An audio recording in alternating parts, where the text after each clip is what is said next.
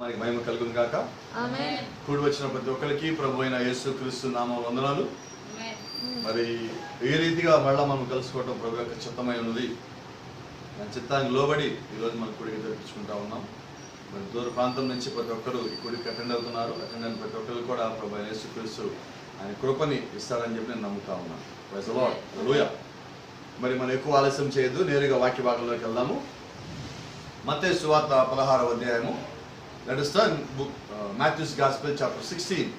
మత్తయి సువార్త 16వ అధ్యాయము 13వ వచనం నుంచి చదువుకుందాం. మత్తయి సువార్త 16వ అధ్యాయము 13వ వచనం నుంచి. Let us read Matthew's Gospel chapter 16 from verse 13.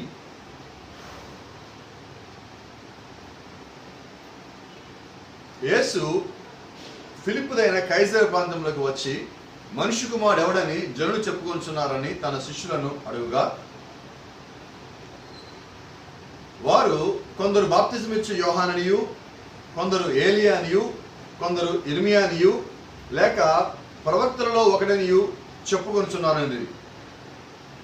అందుకైనా మీరైతే నేను ఎవడని చెప్పుకొంచున్నారని వారిని అడిగాను. అందుకు సీమోను పేతురు, నీవు సజీవుడగు దేవుని కుమారుడైన క్రీస్తువని చెప్పెను. అందుకు యేసు, సీమోను బరియోనా, నీవు ధన్యుడవు. పరలోకమందున నా తండ్రి ఈ సంగతులు నీకు బయలుపరచునే కానీ నరులు నీకు బయలుపరచలేదు.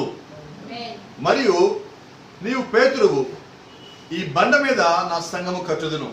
పాతాళ లోక ద్వారములు దాని ఎదుట నిలువ నేరవని నేను నీతో చెప్పుచున్నాను. Praise the lord. చదువుకునే వాక్యాన్ని ప్రభు అయిన దేవుడు దీవించి ఆయన మొత్తం సూటిగాను తేటగాను స్పష్టమైన అందరికి అర్థమయ్యే రీతిలో మాట్లాడును గాక. ఆమేన్. సరే, మంచిది. ఈరోజు ప్రభు చిత్తమైనట్లయితే ఒక చిన్న అంశం నేను మాట్లాడడానికి ఇష్టపడుతున్నాను. No power has right to stop you. No power has right to stop you అంటే ఏంటి? ఏ శక్తి నిన్ను ఆపటానికి హక్కు కలిగి లేదు. No power has a right to stop you. ఏ ఒక్కరికి లేకపోతే ఏ ఒక్క శక్తికి కూడా నిన్ను ఆపే హక్కు లేదు. ఆమేన్. అయితే నేను ఇక్కడ అంటున్నాను, let me start with this. ఎవరిని ఆపే శక్తి లేదు. ఏ శక్తిని ఆపలేదు అంటున్నాం. ఇక్కడ నిన్ను అంటే ఎవరు? ఎవరు నిన్ను ఆపలేరు. ఎవరు అన్నది ఇక్కడ కావాలి. ఏ ఒక్కరు నిన్ను ఆపలేరు. ఆ ఏ ఒక్కరు ఎవరో తెలియాలి. రెండు, నిన్ను ఆపలేదు. ఇక్కడ నిన్నెవరో మనం తెలియాలి. Praise the Lord. హల్లెలూయా. గమనించండి, పాత నిబంధనలో దేవాలయము 3 భాగములు ఉంటుంది. ఆవరణము, పరిశుద్ధ స్థలము, అతి పరిశుద్ధ స్థలము. 3 ప్లేస్లు ఉన్నాయి. ఈ ఫస్ట్ ఆవరణం అంటే అక్కడికి ఎవడైనా రావచ్చు, ఎవడైనా పోవచ్చు. అతి పరిశుద్ధ స్థలం అంటే అక్కడికి పిలువబడిన వారు మాత్రమే వస్తారు పరిశుద్ధ స్థలంలోకి. అతి పరిశుద్ధ స్థలంలోకి ఎవరు వస్తారంటే ఏర్పరచబడిన వారే వస్తారు. ఇక్కడ ఆవరణం అంటే అక్కడ ఒక దేవాలయం ఉంది, అక్కడ ఒక చర్చ్ ఉన్నది. ఎవరైనా రావచ్చు, ఎవరైనా పోవచ్చు. అలాగా అక్కడ బలి అర్పణ ఏం జరుగుతుందో చూద్దాము అని వచ్చేవాళ్ళు ఉన్నారు. బలి అర్పణ ఇద్దాము అని వచ్చేవాళ్ళు ఉన్నారు. నన్ను దేవుడు పిలిచాడు అని వచ్చేవాళ్ళు ఉన్నారు. వాళ్ళందరూ ఆవరణంలో ఉండే గుంపులో ఉన్నారు. అయితే పరిశుద్ధ స్థలంలో ఎవరైతే ఆ పని నిమిత్తం నిర్ణయించబడ్డారో వాళ్ళు మాత్రమే రాగలరు. ఎవరంటే వాళ్ళు లోపలికి రాలేడు. ఆ తర్వాత స్థలం ఏంటంటే అతి పరిశుద్ధ స్థలం. ఆవరణంలో నుంచి కొద్దిమంది అక్కడ ఆగిపోతారు. పరిశుద్ధ స్థలంలోకి వచ్చి కొద్దిమంది ఆగిపోతారు. అయితే లోపలికి వెళ్ళేది ఎవరు? నిర్ణయించబడిన వాడు మాత్రమే లోపలికి వెళ్తారు. అప్పుడు గమనించండి, అయితే ప్రతి చోట అక్కడ ప్రజలు ఏమవుతుందంటే ఫిల్టర్ అవుతున్నారు. వాళ్ళు లోపలికి వచ్చే విధానంలో దేవుడు కొంతమందిని కొన్ని స్థానంలో ఆపేస్తున్నాడు. అలాగే ఈరోజు ప్రపంచం మొత్తం మనం 3 జాతులు ఉన్నాయో తెలుసు మానవుల్లో. హాము, షేము, యాపెతు. లేకపోతే యూదులు, సమరయులు, అన్యజనులు. ఈ 3 జాతులు మనకి కనిపిస్తున్నాయి. అక్కడ ఆవరణంలో లేకపోతే దేవాలయంలో 3 రకాలుగా అక్కడ ప్రజలని లోపలికి వచ్చే విధానంలో విభజించడం జరిగినది. అలాగే ఈ రోజు కూడా మనం చూసినట్లయితే వర్తమాన ప్రకారంగా మనం గమనించినట్లయితే ఇక్కడ కూడా ప్రజలు 3 రకాలుగా విభజించబడ్డారు. ఎలా విభజించబడ్డారంటే వర్తమానంలో ఎవడైనా రావచ్చు, ఎవడైనా పోవచ్చు. సో వీళ్ళెవరు? లోకంలో ఉన్నవాడు. ఇక రెండో కేటగిరీ, వీళ్ళు ఎవరంటే పిలువబడిన వారు. వీళ్ళు అంటారు, దేవుడు నన్ను పిలిచాడు, దేవుడు నన్ను సేవకుడిగా పిలిచాడు, దేవుడు నన్ను సువార్తికుడిగా పిలిచాడు, దేవుడు నన్ను విశ్వాసిగా పిలిచాడు, దేవుడు నన్ను ఉపదేశకుడిగా పిలిచాడు, నన్ను ప్రవక్తగా పిలిచాడు, అపోస్తలుగా పిలిచాడు అని వాళ్ళే చెప్పుకునేవాళ్ళు. కాబట్టి వీళ్ళందరూ ఎవరు? మమ్మల్ని పిలిచారు అని చెప్పుకునేవాళ్ళు. అయితే చూడండి, విడవబడిన వాళ్ళు ఉన్నారు బైబిల్లో, పిలువబడిన వారు ఉన్నారు బైబిల్లో, ఏర్పరచబడిన వారు ఉన్నారు బైబిల్లో. సో ఇక్కడ ఎన్ని కేటగిరీలు ఉన్నాయి? 3 కేటగిరీలు. విడవబడిన వారు, లేకపోతే లోకంతో కలిసి సాంగత్యం చేసేవారు, లేకపోతే అవిశ్వాసంలో ఉండేవారు, లేకపోతే వేషధారితనంలో ఉండేవారు. ఆ కేటగిరీ ఒక కేటగిరీ. వాళ్ళు ఎవరితో కలవరండి. ఇక రెండో కేటగిరీ ఏంటంటే దేవుడు మమ్మల్ని పిలిచాడు అనుకొని వచ్చేవాడు. కొంతమంది పిలువబడి వచ్చారు, కొంతమంది పిలిచాము అనుకుని వచ్చారు. ఎవరైనా కానీ వీళ్ళు రెండో కేటగిరీలో ఉన్నారు. ఇక మూడో కేటగిరీ ఎవరంటే వీళ్ళు లోకంతో ఉండరు, మేము పిలువబడ్డామనే కేటగిరీలు ఉండరు. వీళ్ళు ఏ కేటగిరీలో ఉంటారంటే ఏర్పరచబడ్డామనే కేటగిరీలో ఉంటారు. కాబట్టి ఈరోజు ఇక్కడ నిన్ను ఏ శక్తి ఆపలేదు అన్నది మనం ఏ కేటగిరీ గురించి మాట్లాడుతున్నాం? ఇప్పుడు ఏర్పరచబడిన వారి కేటగిరీ గురించి మాట్లాడుతున్నాం. ప్రజలు అంటే లోకంలోనే ఉంటా, వాక్య ప్రకారంగా ఉండకుండా లోకానికి సంబంధించిన ఆచారములు, సిద్ధాంతములు మొత్తము పాటిస్తా, ఇదిగో దేవుడు నన్ను పిలిచాడు, దేవుడు నన్ను ఏర్పరచుకున్నాడు, నా ఎదుట ఏది నిలబడదు అని నువ్వు అన్నావంటే నువ్వు పొరపాటులో ఉన్నావు. ఎవరన్నా ఈ మాట? ఏర్పరచబడిన వాళ్ళనా? అంతేగాని లోకంతో పాటు ఉంటా, లోక సాంగత్యము చేస్తా, లోకంతో ఉన్న సంప్రదాయాలు మొత్తం అన్ని పాటిస్తా ఉండి, ఇదిగో దేవుడు నాతో పాటు ఉన్నాడు అని నువ్వు అన్నావంటే అక్కడ ఏదో సమస్య ఉంది. ఇంకో రకంగా చెప్పినట్లయితే నిన్ను నువ్వే మోసం చేసుకుంటున్నావు. నిన్నెవరో మోసం చేయట్లా. లోకంలో నేను ఉంటానే, నేను దేవుడు కూడా కావాలని గౌరవించుకుంటాను, అంతేగాని దేవుడే నాకు కావాలని గౌరవించుకుంటాను. నాకు దేవుడు కూడా కావాలి. చూడండి, మన ముందు భోజన బలమైన చాలా ఆహార పదార్థాలు పెట్టినప్పుడు నీకు తినమంటే మనం ఒక్కొక్కటి కొద్ది తీసుకుంటాం. నీకు స్వీట్ కావాలంటే నాకు స్వీట్ కూడా కావాలంట. అర్థమవుతుందా? నాకు స్వీట్ కూడా కావాలి అంటే నీ దగ్గర ఇంకా చాలా ఉన్నాయి, అది ఒకటే కాదు. ఇప్పుడు నీ ముందు ఇటు లోకం పెట్టి ఇటు ప్రభువైన యేసుక్రీస్తుని పెట్టినప్పుడు నువ్వేం చెప్పాలి? ఏం కావాలని చెప్పాలి? యేసుక్రీస్తు మాత్రమే నాకు కావాలని చెప్పాలి. అయితే మనం ఏమంటున్నాం? లోకాన్ని ఒక చేత్తో పట్టుకుంటా నాకు యేసు కూడా కావాలండి అంటే నీ యొక్క అర్థం ఏంటి? నీ యొక్క స్థితి ఏంటి? నీ యొక్క పరిస్థితి ఏంటంటే నాకు దేవుడు కూడా కావాలి అంటే దేవుడికి నువ్వు ఫస్ట్ ప్రయారిటీ ఇవ్వటలేదు. దేవుడే కావాలంటే ఫస్ట్ ప్రయారిటీ, నాకు దేవుడు కూడా కావాలంటే సెకండ్ ప్రయారిటీ. అంటే ఇప్పుడు దేవుడికి ఏ ప్రాధాన్యత ఇచ్చావు? రెండో ప్రాధాన్యత. మొదటి ప్రాధాన్యత ఎవరికి ఇచ్చున్నావు? లోకానికి ఇచ్చున్నావు. కాబట్టి ఇప్పుడు నువ్వు ఏ కేటగిరీలో ఉన్నావు? మొట్టమొదటి కేటగిరీ విడబడిన వాడు, లోకంతో ఉండేవాడు. రెండో కేటగిరీ పిలువబడ్డాం అనుకుంటా, ఒక పక్క దేవుడితో ఉంటా, ఇంకో పక్క ఏమో లోకంతో కలిసి ఉండేవాళ్ళు. మనం ఏ కేటగిరీ కింద తీస్తున్నాము? పిలువబడ్డాం అనే కేటగిరీ. ఇంకో కేటగిరీ ఏంటి? ఏర్పరచబడిన వారు. ఈ ఏర్పరచబడిన వారు ఏం చేస్తారంటే ప్రపంచానికి దూరంగా ఉంటారు, దేవుడికి దగ్గరగా ఉంటారు. ప్రభుత్వం ఒకటే మాట అంటాడు, నువ్వు వాక్యాన్ని ప్రేమిస్తున్నప్పుడు, నువ్వు దేవుడిని ప్రేమిస్తా ఉన్నప్పుడు, నువ్వు దేవుడికి దగ్గరగా ఉంటున్నప్పుడు ఆటోమేటిక్గా నీకు స్నేహితులు తగ్గుతారు అని. ఎలాగా? స్నేహితులు నాకు తగ్గిపోతారు. ఎందుకు తగ్గిపోతారు? కారణం ఏంటంటే నేను వారికి కావాల్సిన ముచ్చటలుగా సమాధానం ఇవ్వట్లేదండి. ముచ్చట్లు చెప్పడానికి ప్రాధాన్యత ఇవ్వట్లా. నేను దేనికి ప్రాధాన్యత ఇస్తున్నా? ప్రభువైన యేసుక్రీస్తు అని వాక్యం ప్రకటించడానికి ప్రాధాన్యత ఇస్తున్నా. కాబట్టి ఆటోమేటిక్గా వారికి ఎలా ఉంటుందంటే నేను చెప్పే మాటలకు బోరు కొడతాయి. ఎందుకని? లోకంతో ఉన్నారు కాబట్టి. అదే నా మాటలు ఎవరికి సంతోషం కలిగిస్తాయి? నేను దేవుడి మాటలు చెప్తున్నట్టయితే ఆ మాటలు ఎవరికి సంతోషం కలిగిస్తాయి? ఎవరికి ఉద్యోగం ఇస్తాయి? ఎవరికి ఉత్సాహం ఇస్తాయి? ఎవరికి విశ్వాసం నింపుతాయి? వాళ్ళని విశ్వాసంలో పైకి తీసుకొని వస్తాయి అంటే అలాగే ఏర్పరచబడిన వారు ఎవరైతే ఉన్నారో వారికి దేవుడి మాటలు నచ్చుతాయి. Praise the lord. కాబట్టి గమనించండి, మనం మాట్లాడేటప్పుడు ఎదుటోడు ఆ మాటలు తీసుకునే విధానంలోనే వాడు లోక సంబంధ, లేకపోతే వేషధార, లేకపోతే ఏర్పరచబడిన వారు మనకు తెలుస్తున్నది. Praise the lord. కాబట్టి గమనించండి, నిజంగా దేవుడి చిత్తంలో కానీ ఉన్నట్లయితే ఎవరన్నా 4 ముచ్చటలు చెప్పి నిన్నెవడు మోసగించలేడు. ఎందుకని మోసగించలేడంటే ప్రభుత్వ ఒక మాట అంటున్నాడు, మృగపు ముద్ర అని వర్తమానంలో ఆయన మాట్లాడతాను. ఏమంటాడంటే వధువును ఎవడు మోసగించలేడు. ఎవరండి? వధువుని ఎందుకని మోసగించలేరు? వధువు అంటే ఏ కేటగిరీలో ఉన్నది? విడబడిన కేటగిరీలోనా? పిలువబడిన కేటగిరీలోనా? ఏర్పరచబడిన కేటగిరీలోనా? అంటే ఎవరిని మోసగించలేరు? ఏర్పరచబడిన కేటగిరీలో ఉన్న వాళ్ళు మోసగించలేరు. కాబట్టి ఈ రోజు నిజంగా ఏర్పరచబడటం అంటే ఏంటి, ఏర్పరచబడటంలో ఉండటం అంటే ఏంటి, ఎటువంటి వారి ముందు ఏ హక్కు పనిచేయలేదు, ఎటువంటి వారి ముందు పాతాళ లోక ద్వారములు నిలువజాలవు అన్నది మనం మాట్లాడుకున్నాం. గమనించండి, ప్రవక్త అన్నాడు, no sir, they will not be deceived. వాళ్ళు మోసగించబడరు. ఎందుకని మోసగించబడరు? They were foreordained of God. వారు దేవుడి చేత ముందుగానే అభిషేకం పొందుకున్నవారు. ఎప్పుడు అభిషేకం పొందుకున్నారు? Before the foundation of the world they were foreordained. జగత్తుకి పునాది వేయబడటానికన్నా ముందుగానే వారు అభిషేకం పొందుకున్నారు. Who are they? They are the bride of Jesus Christ. వారు ఎవరంటే ప్రభువైన యేసుక్రీస్తు యొక్క వధువై ఉన్నారు. కాబట్టి ఈ రోజు మోసగింపబడిన వారు ఎవరు మోసగింపబడరు? వధువులో ఉన్నవారు. ఆ వధువులో ఉన్నవారు ఎప్పుడు అభిషేకం పొందుకున్నారు? జగత్తు పునాది కన్నా ముందు.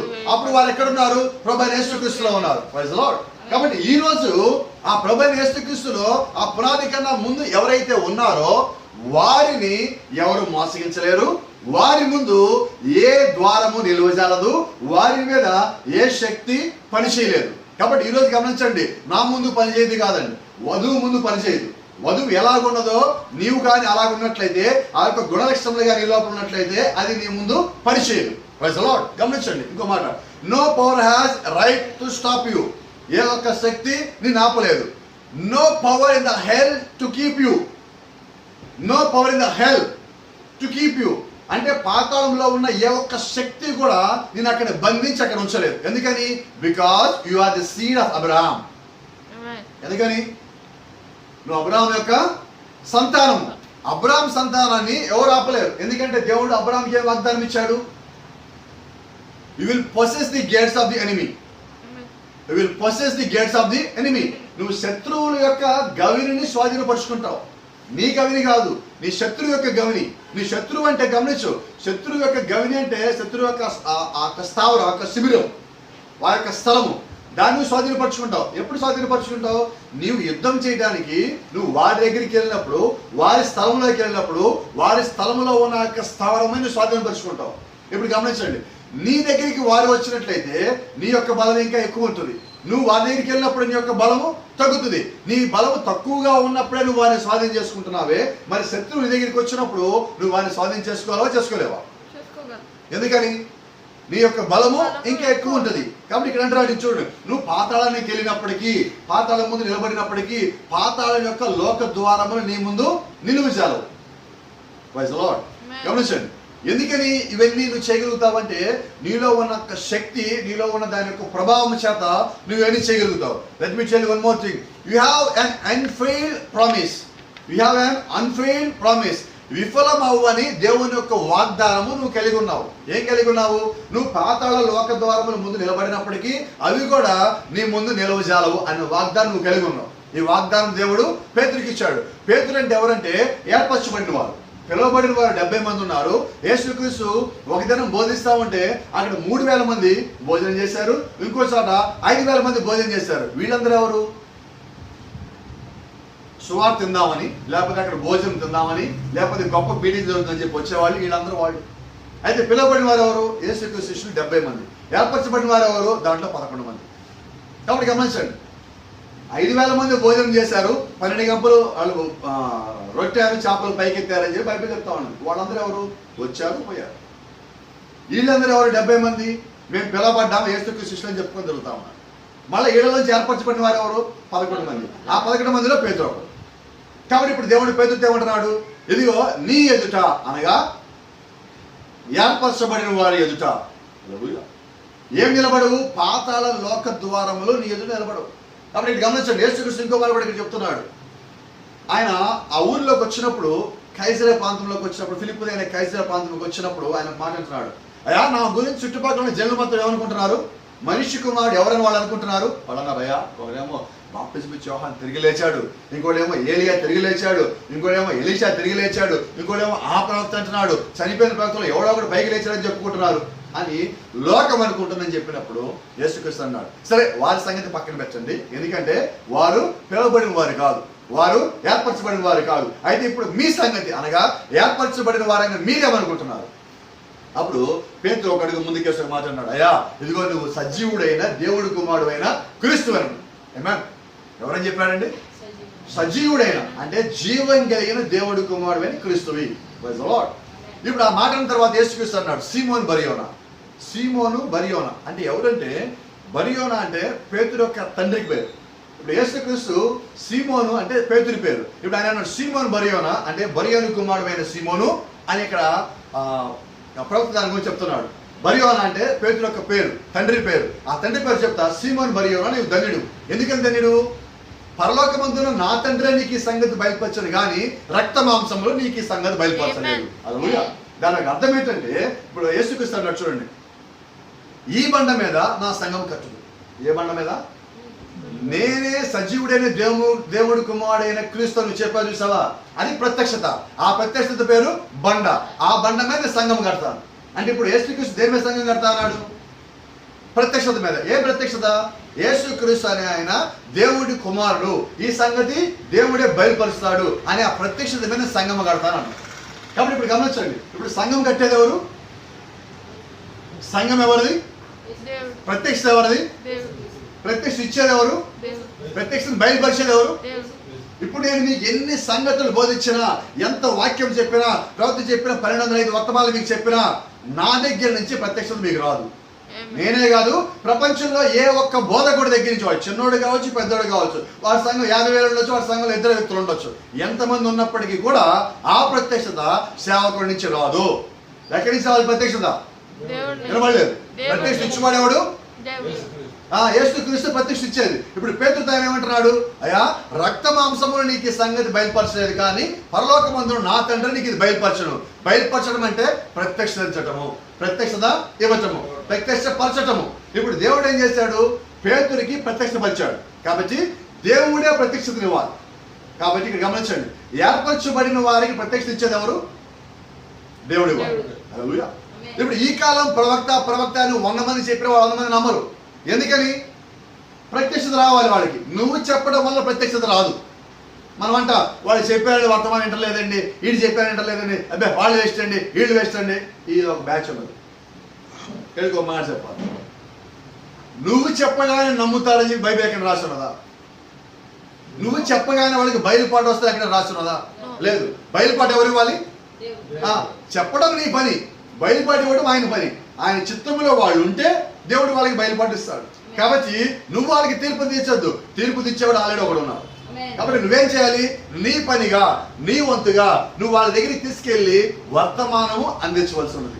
నువ్వు అందించినప్పుడు దేవుడు రంగం మీదకి వచ్చి వాళ్ళకి ఆ సంగతిని బయలుపరిస్తే అది వాళ్ళకి అర్థమవుతుంది. ఒకవేళ దేవుడి చిత్తం వాళ్ళగా లేకపోతే మనం మాట్లాడుకున్నాం, మన దగ్గర ఎన్ని కేటగిరీ ప్రజలు ఉన్నారు? ఎవరైనా వాళ్ళు? విడబడిన వాళ్ళు, లోకస్తులు. రెండవది పిలువబడి విడబడే వాళ్ళు. మూడో కేటగిరీ ఏర్పరచబడిన వాళ్ళు. ఇప్పుడు నువ్వు ఈ కేటగిరీలో ఉన్న ఈ 3 కేటగిరీలో ఏ కేటగిరీలో ఉన్న ప్రజలు చెప్పావు వెళ్ళి? తెలీదు.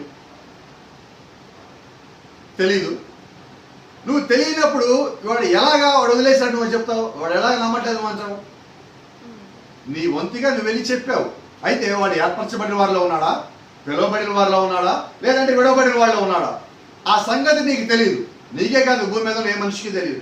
అది ఎవరికి తెలుసు? దేవుడికి మాత్రమే తెలుసు. అయితే ఎప్పుడు సువార్త అనేది 2 రకాలుగా ఉంటుంది. ఒకటి ప్రకటిత సువార్త, రెండోది రక్షణ సువార్త.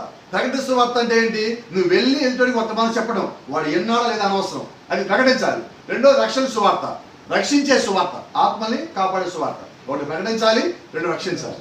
ఇప్పుడు ప్రకటించినప్పుడు అందరూ వినరు, ప్రకటించినప్పుడు కొంతమంది వింటారు. ఆ విన్నవారు రక్షణ పొందుతారు. అంటే ఇప్పుడు వాళ్ళు పిలువబడిన వారి లెక్కలోకి వచ్చారు. సరే, ఈ విడబడిన వాళ్ళు, పిలువబడిన వాళ్ళు, ఏర్పరచబడిన వారు, ఈ 3టికి సంబంధించి మీకు ఒక ఉదాహరణ చెప్తాను, త్వరగా అర్థమవుతుంది కోసం. ఒక న్యూస్ పేపర్లో ఒక యాడ్ వచ్చింది, ఒక ఉద్యోగానికి సంబంధించిన ఒక యాడ్ వచ్చింది, అడ్వర్టైజ్మెంట్ వచ్చింది. మా దగ్గర పలానా ఉద్యోగం ఉన్నది, ఈ క్వాలిఫికేషన్ ఉన్న వాళ్ళు ఉద్యోగానికి అప్లై చేసుకోండి అని చెప్పి ఆ పేపర్లో ఒక అడ్వర్టైజ్మెంట్ వచ్చింది. దాన్ని చాలామంది చూశారు. చూసి ఏమన్నారంటే, ఈ క్వాలిఫికేషన్ మనకు లేదు, మనకు రాదని పడేశారు. చూశారు. అయితే దాన్ని పక్కన పడేశారు. వీళ్ళెవరు? లోకంలో ఉన్నారు. ఈరోజు ఆదివారం ఆరాధన తెలుసు, అయినా మన వల్ల కాదు, రాలేదు. జూమ్లో వస్తుందని తెలుసు, అయినా మన వల్ల కాదు వెళ్ళాం. ఈ కేటగిరీ ప్రజలు. ఇక రెండో కేటగిరీ ఉన్నారు, ఇది ఒకసారి చూస్తే పోలా, అప్లై చేద్దాం, వస్తే వద్దు లేకపోతే లేదు. వీళ్ళెవరు? అలాగే అసలు పాస్ట్ గారు ఏం చెప్తారు, పాలు గారు ఊరికే జూమ్ అంటున్నారు, యూట్యూబ్ అంటున్నారు, ఇదే మర్మాలు చెప్తున్నారు అంటారు అందరూ ప్రతి ఒక్కళ్ళు. అది అసలు చూస్తే వాళ్ళు ఒకసారి అనే బ్యాచ్ ఒక బ్యాచ్. మీకు అర్థమవుతుందా చెప్తున్నాను. ఇప్పుడు ఈ బ్యాచ్ అంతా ఏం చేశారు, వెంబడే ఉత్తరం రాసి పోస్ట్ డబ్బా చేస్తారు. ఇంకొకరు ఏం చేశారు, ఇది ఖచ్చితంగా నాదే ఉద్యోగం, ఇది ఎవరికి రాదు అని వాళ్ళు అప్లై చేస్తారు. ఇప్పుడు గమనించండి, ఇదంతా వాళ్ళ దగ్గరికి వెళ్ళింది, కంపెనీ దగ్గరికి. ఈ కంపెనీ వాళ్ళు ఏం చేశారంటే ఆ వచ్చిన వాళ్ళందరూ మొత్తం సెలెక్ట్ చేసి వాళ్ళ క్వాలిఫికేషన్ చూసి వాళ్ళు ఇంటర్వ్యూ కార్డులు పంపించారు. Interview card. ఇప్పుడు ఇంటర్వ్యూ కార్డు వచ్చింది. ఇంటర్వ్యూ కార్డు వచ్చినప్పుడు ఏమంటాడు, నన్ను ఇంటర్వ్యూకి పిలిచారు అంటే వాడు ఎవడు? ఇప్పుడు పిలవబడిన వాడు. ఉద్యోగం ఒకటే, 500 మంది అప్లై చేశారు, 200 మంది రిజెక్ట్ అయ్యారు, 300 మందికి ఇంటర్వ్యూ కార్డులు వచ్చినాయి. ఇప్పుడు ఇంటర్వ్యూ కార్డు అందరి దగ్గర ఉండదు, అయితే ఉద్యోగం ఎవరికి వచ్చింది? ఎవరికి రాలా. సో ఈ 300 మంది ఎవరు? పిలవబడ్డారు ఉద్యోగానికి. అలాగే అసలు దాన్ని చూసి వదిలేసిన కేటగిరీ ఒక కేటగిరీ, చూసి అప్లై చేసిన తర్వాత పిలవబడిన వారు ఒక కేటగిరీ. ఇప్పుడు 300 మంది ఆ ఉద్యోగం నాది అనుకుని వస్తారు. 300 మందికి లోపల ఒక ఆశ ఉంటుంది, ఖచ్చితంగా ఎలాగే నాకు ఉద్యోగం వస్తుంది. కొంతమంది ఏమో చూద్దాం, ట్రై చేద్దాం, ఇది కాకపోతే ఇంకోటి అనే ఒక రకమైన, అసలు వస్తలేదు చూద్దాం, అసలు వాడు ఏమడుగుతాడో చూద్దాం అని వచ్చే ఒక కేటగిరీ. కాబట్టి గమనించండి, ఇప్పుడు నీ యొక్క క్వాలిఫికేషన్ అన్ని చెక్ చేసి వాళ్ళు నీకు ఆ కాలింగ్ లెటర్ పంపించారు, దాన్ని కాలింగ్ లెటర్ అంటాం, లేదంటే ఇంటర్వ్యూ కార్డు వచ్చింది. ఇప్పుడు ఆ కార్డు తీసుకొని వాడికి వెళ్ళావు, హల్లెలూయా. ఉద్యోగం ఎంతమందికి వచ్చింది? ఆ ఒకడెవడు? ఏర్పరచబడిన వాడు. పిలువబడిన వాళ్ళు ఎంతమంది? 299 మంది. ఏర్పరచబడిన వాడు ఒకడు. దాన్ని చూసి వదిలేసిన ఎంతమంది? అలాగే ఎత్తబాటు కూడా ఉంటుంది, అలాగే దేవుడు యొక్క పిలుపు కూడా ఉంటుంది. గుంపులుగా పొలమంటూ తిరణాలకు పోయినట్టుగా చర్చికి పోతున్నారు ఈరోజు. ఎందుకు పోతున్నామంటే మనం చర్చి చూద్దాం, బాగా పెద్ద చర్చి అండి అని చెప్పి పోయే గుంపు ఒకటి. ఇక్కడ భలే ఉంటుందండి అండి. ఏం చెప్పాడు ఈరోజు పాస్టర్? భలే చెప్పాడండి. ఏం చెప్పాడు ఈరోజు? అంశం ఏంటి? ఏదో చెప్పాడు కానీ మొత్తానికి భలే చెప్పాడండి మా పాస్టర్. ఇదంతా ఏంటి? ఆ చెట్ట చివరి గుంపు.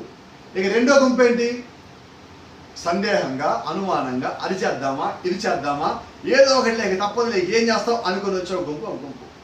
ఇక మూడో గుంపు ఏంటి? మూడోదంటే మనకి ప్రధానమైన గుంపు, అది ఏర్పరచబడిన గుంపు.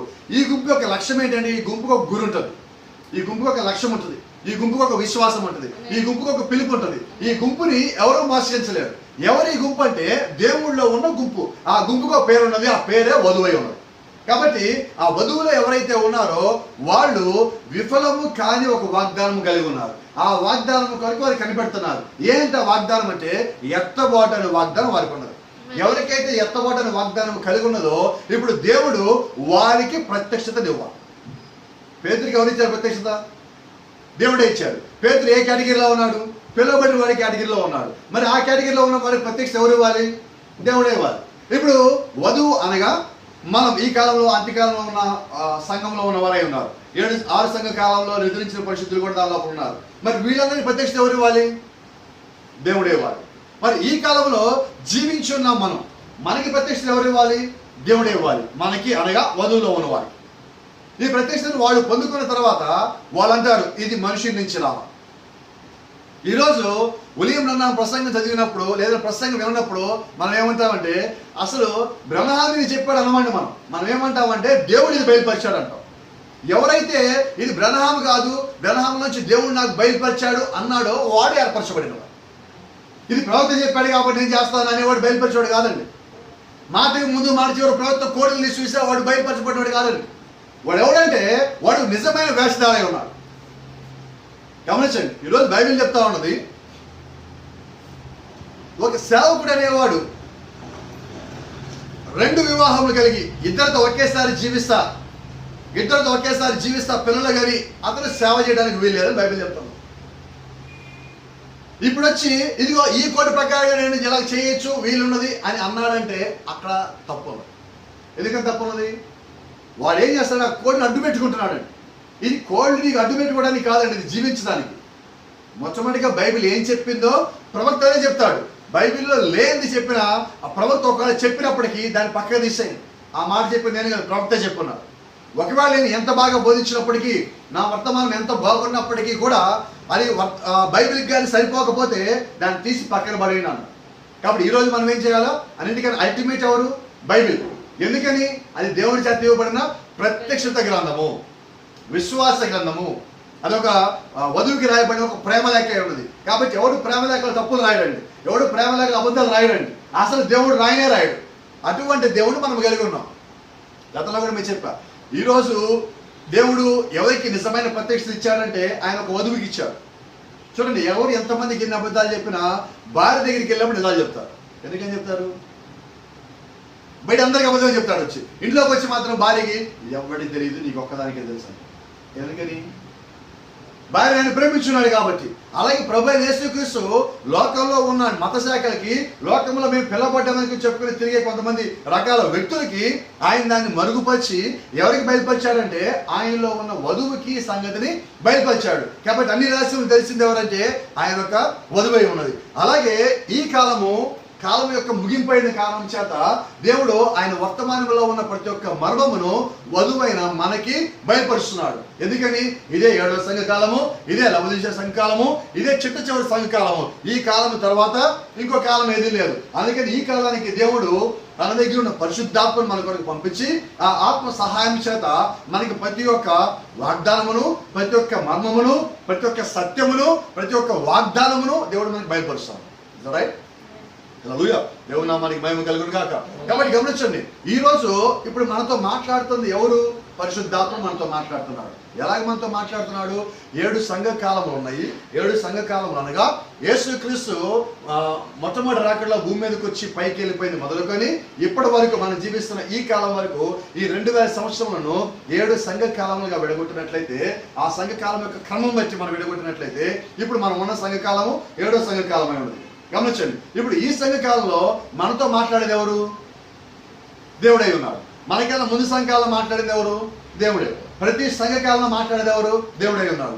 దానికి సంబంధించి ఉదాహరణ కావాలంటే ప్రకటన గ్రంథము 2వ అధ్యాయము 3వ అధ్యాయము మొత్తం మనం చదివినట్లయితే 7 చోట్ల ఒకే మాట రాయబడి ఉంది. ఏ మాట రాయబడి ఉన్నది? సంఘముతో ఆత్మ చెప్పుచున్న మాట చెవి గలవాడు వినుగాక. ఎవరితో?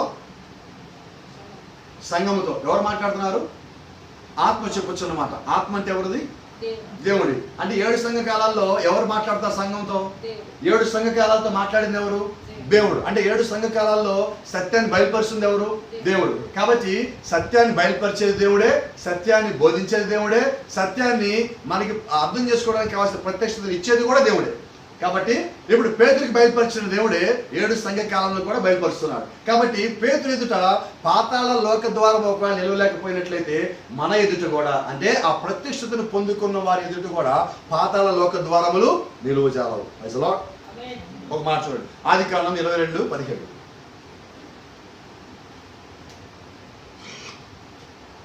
Genesis chapter 22:17.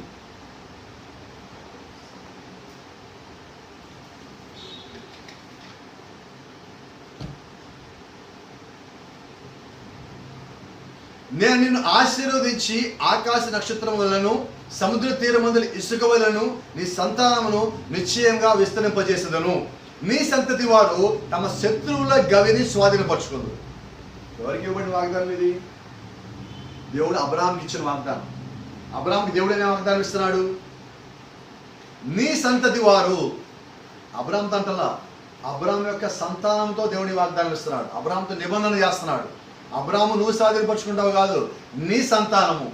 ఇప్పుడు ఎవరిది స్వాధీనపరుచుకోవాలి? అబ్రాహాం యొక్క సంతానం. అయితే అబ్రాహాముకి 2 రకాల సంతానాలు ఉన్నాయి. భూ సంబంధంగా మాట్లాడాను, ఆత్మ సంబంధమైన సంతానం. భూ సంబంధంగా ఇష్మాయిల్ ఉన్నాడు, ఇస్సాకు ఉన్నాడు.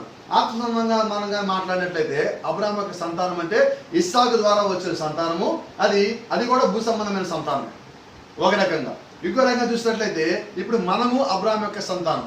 మనం ఎలాగ అబ్రాహాం యొక్క సంతానం అయ్యామని? అబ్రాహాం యూదుడు కదా, పాస్కల్ మనం యూదులం కాదు కదా. అబ్రాహాం యొక్క సంతానం అంటే వారు సున్నతి కలిగి ఉంటారు కదా, మనం సున్నతి కలిగిలేము కదా అని అన్నట్లయితే ఇప్పుడు మనం సున్నతి అయితే కలిగిలేము, కానీ మనం ఏమి కలిగి ఉన్నామంటే విశ్వాసము ద్వారా మనం అబ్రాహాం యొక్క సంతానమై ఉన్నాం. హల్లెలూయా. గమనించండి, ఇప్పుడు మనము ఏ వాగ్దానం పొందుకున్నాము? విశ్వాసం ద్వారా అబ్రహాం యొక్క సంతానం, లేకపోతే అబ్రహాం యొక్క రాజు సంతానం మనమే ఉన్నాము. అబ్రహాం యొక్క సంతానం ఇస్సాకు ద్వారా వచ్చిన వాళ్ళు సున్నతి ద్వారా వచ్చిన వారు, శరీర సంబంధంగా వారి యొక్క సంతానమై ఉన్నారు. మనం విశ్వాసం మూలంగా వచ్చాము కాబట్టి మనము ఆత్మ మూలంగా ఆయన యొక్క సంతానమై ఉన్నాము. కాబట్టి శరీర సంబంధంగా వచ్చిన ఆయన కుమారులు, ఆత్మ సంబంధంగా వచ్చిన ఆయన కుమారులు, వీళ్ళిద్దరూ ఒకే వాగ్దానం కలిగి ఉన్నారు. ఏ వాగ్దానము? నీ సంతతి ఎదుట శత్రువులు నిలువజాలరు అనే వాగ్దానం ఇప్పుడు మనం కలిగి ఉన్నాం. కాబట్టి ఎవరు ఎదుట పాతాళ లోక ద్వారం నిలువజాలం అంటే అబ్రహాము ద్వారా వచ్చిన శరీర సంబంధులుగా వచ్చిన సంతానము ప్లస్ అబ్రహాము ద్వారా విశ్వాసం ద్వారా అబ్రహాము సంతానంలోకి వచ్చిన ఈ గుంపు, ఈ రెండు గుంపులు కలిపినప్పుడు ఈ రెండు గుంపుల ఎదుట అది నెరవేరవలసి ఉంటుంది. ఏ వాగ్దానము? నీ శత్రువుల గవిని నువ్వు స్వాధీనపరుచుకుంటావు. ఇది గమనించండి. ఏది ఏమైనప్పటికీ, ఎటువంటి ఇబ్బంది వచ్చినప్పటికీ, ఏది జరిగినప్పటికీ నువ్వు దేవుడి యొక్క ఏర్పాటులో ఉన్నట్లయితే నీ ఎదుట ఏది నిలువజాలి అంటున్నారా? ఏమి జరిగినప్పటికీ కూడా, ఎటువంటి సమస్య వచ్చినప్పటికీ కూడా, నీ దగ్గరికి ఎంత శోధన వచ్చినా, ఎంత ఇబ్బంది వచ్చినప్పటికీ కూడా నీ ఎదుట ఆ ఇబ్బంది నిలబడలేదు. కారణం ఏంటి? నీలో గొప్పతనం కాదు అది. నువ్వు పుట్టిన ఆ కులంలోనో మతంలోనో గొప్పతనం కాదు, లేకపోతే నువ్వు మాట్లాడే భాష వల్ల కలిగిన ఆ గొప్పతనం కాదు. ఏంటి ఆ గొప్పతనం అంటే ప్రభువైన యేసుక్రీస్తులో నీవు ఉన్నావు కాబట్టి, అప్పుడు నువ్వు ఆయనలో ఉన్నావు కాబట్టి ఇప్పుడు నీకు దేవుడు ఆ గొప్పతనం ఇచ్చున్నాడు. కాబట్టి ఏ సమస్య వచ్చినా, ఏమి జరిగినా కూడా దేవుడు ఇచ్చిన వాగ్దానం అలాగే ఉంటుంది. ఆ వాగ్దానం దేవుడు మార్చుకోడు. నువ్వు అలాగున్నావు కాబట్టి నీ వాగ్దానం తీసేసాను పో అని చెప్పి దేవుడు అక్కడ చెప్పాలి. ఇక్కడ ఒక మాట చెప్పాలి మీకు. ఈ మాట బహుశా మీకు వింతగా అనిపించవచ్చు.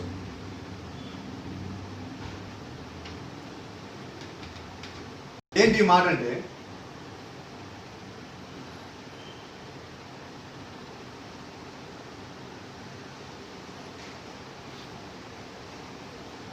దేవుడు లూసిఫర్ని పైనుంచి కిందకి పడేశాడు.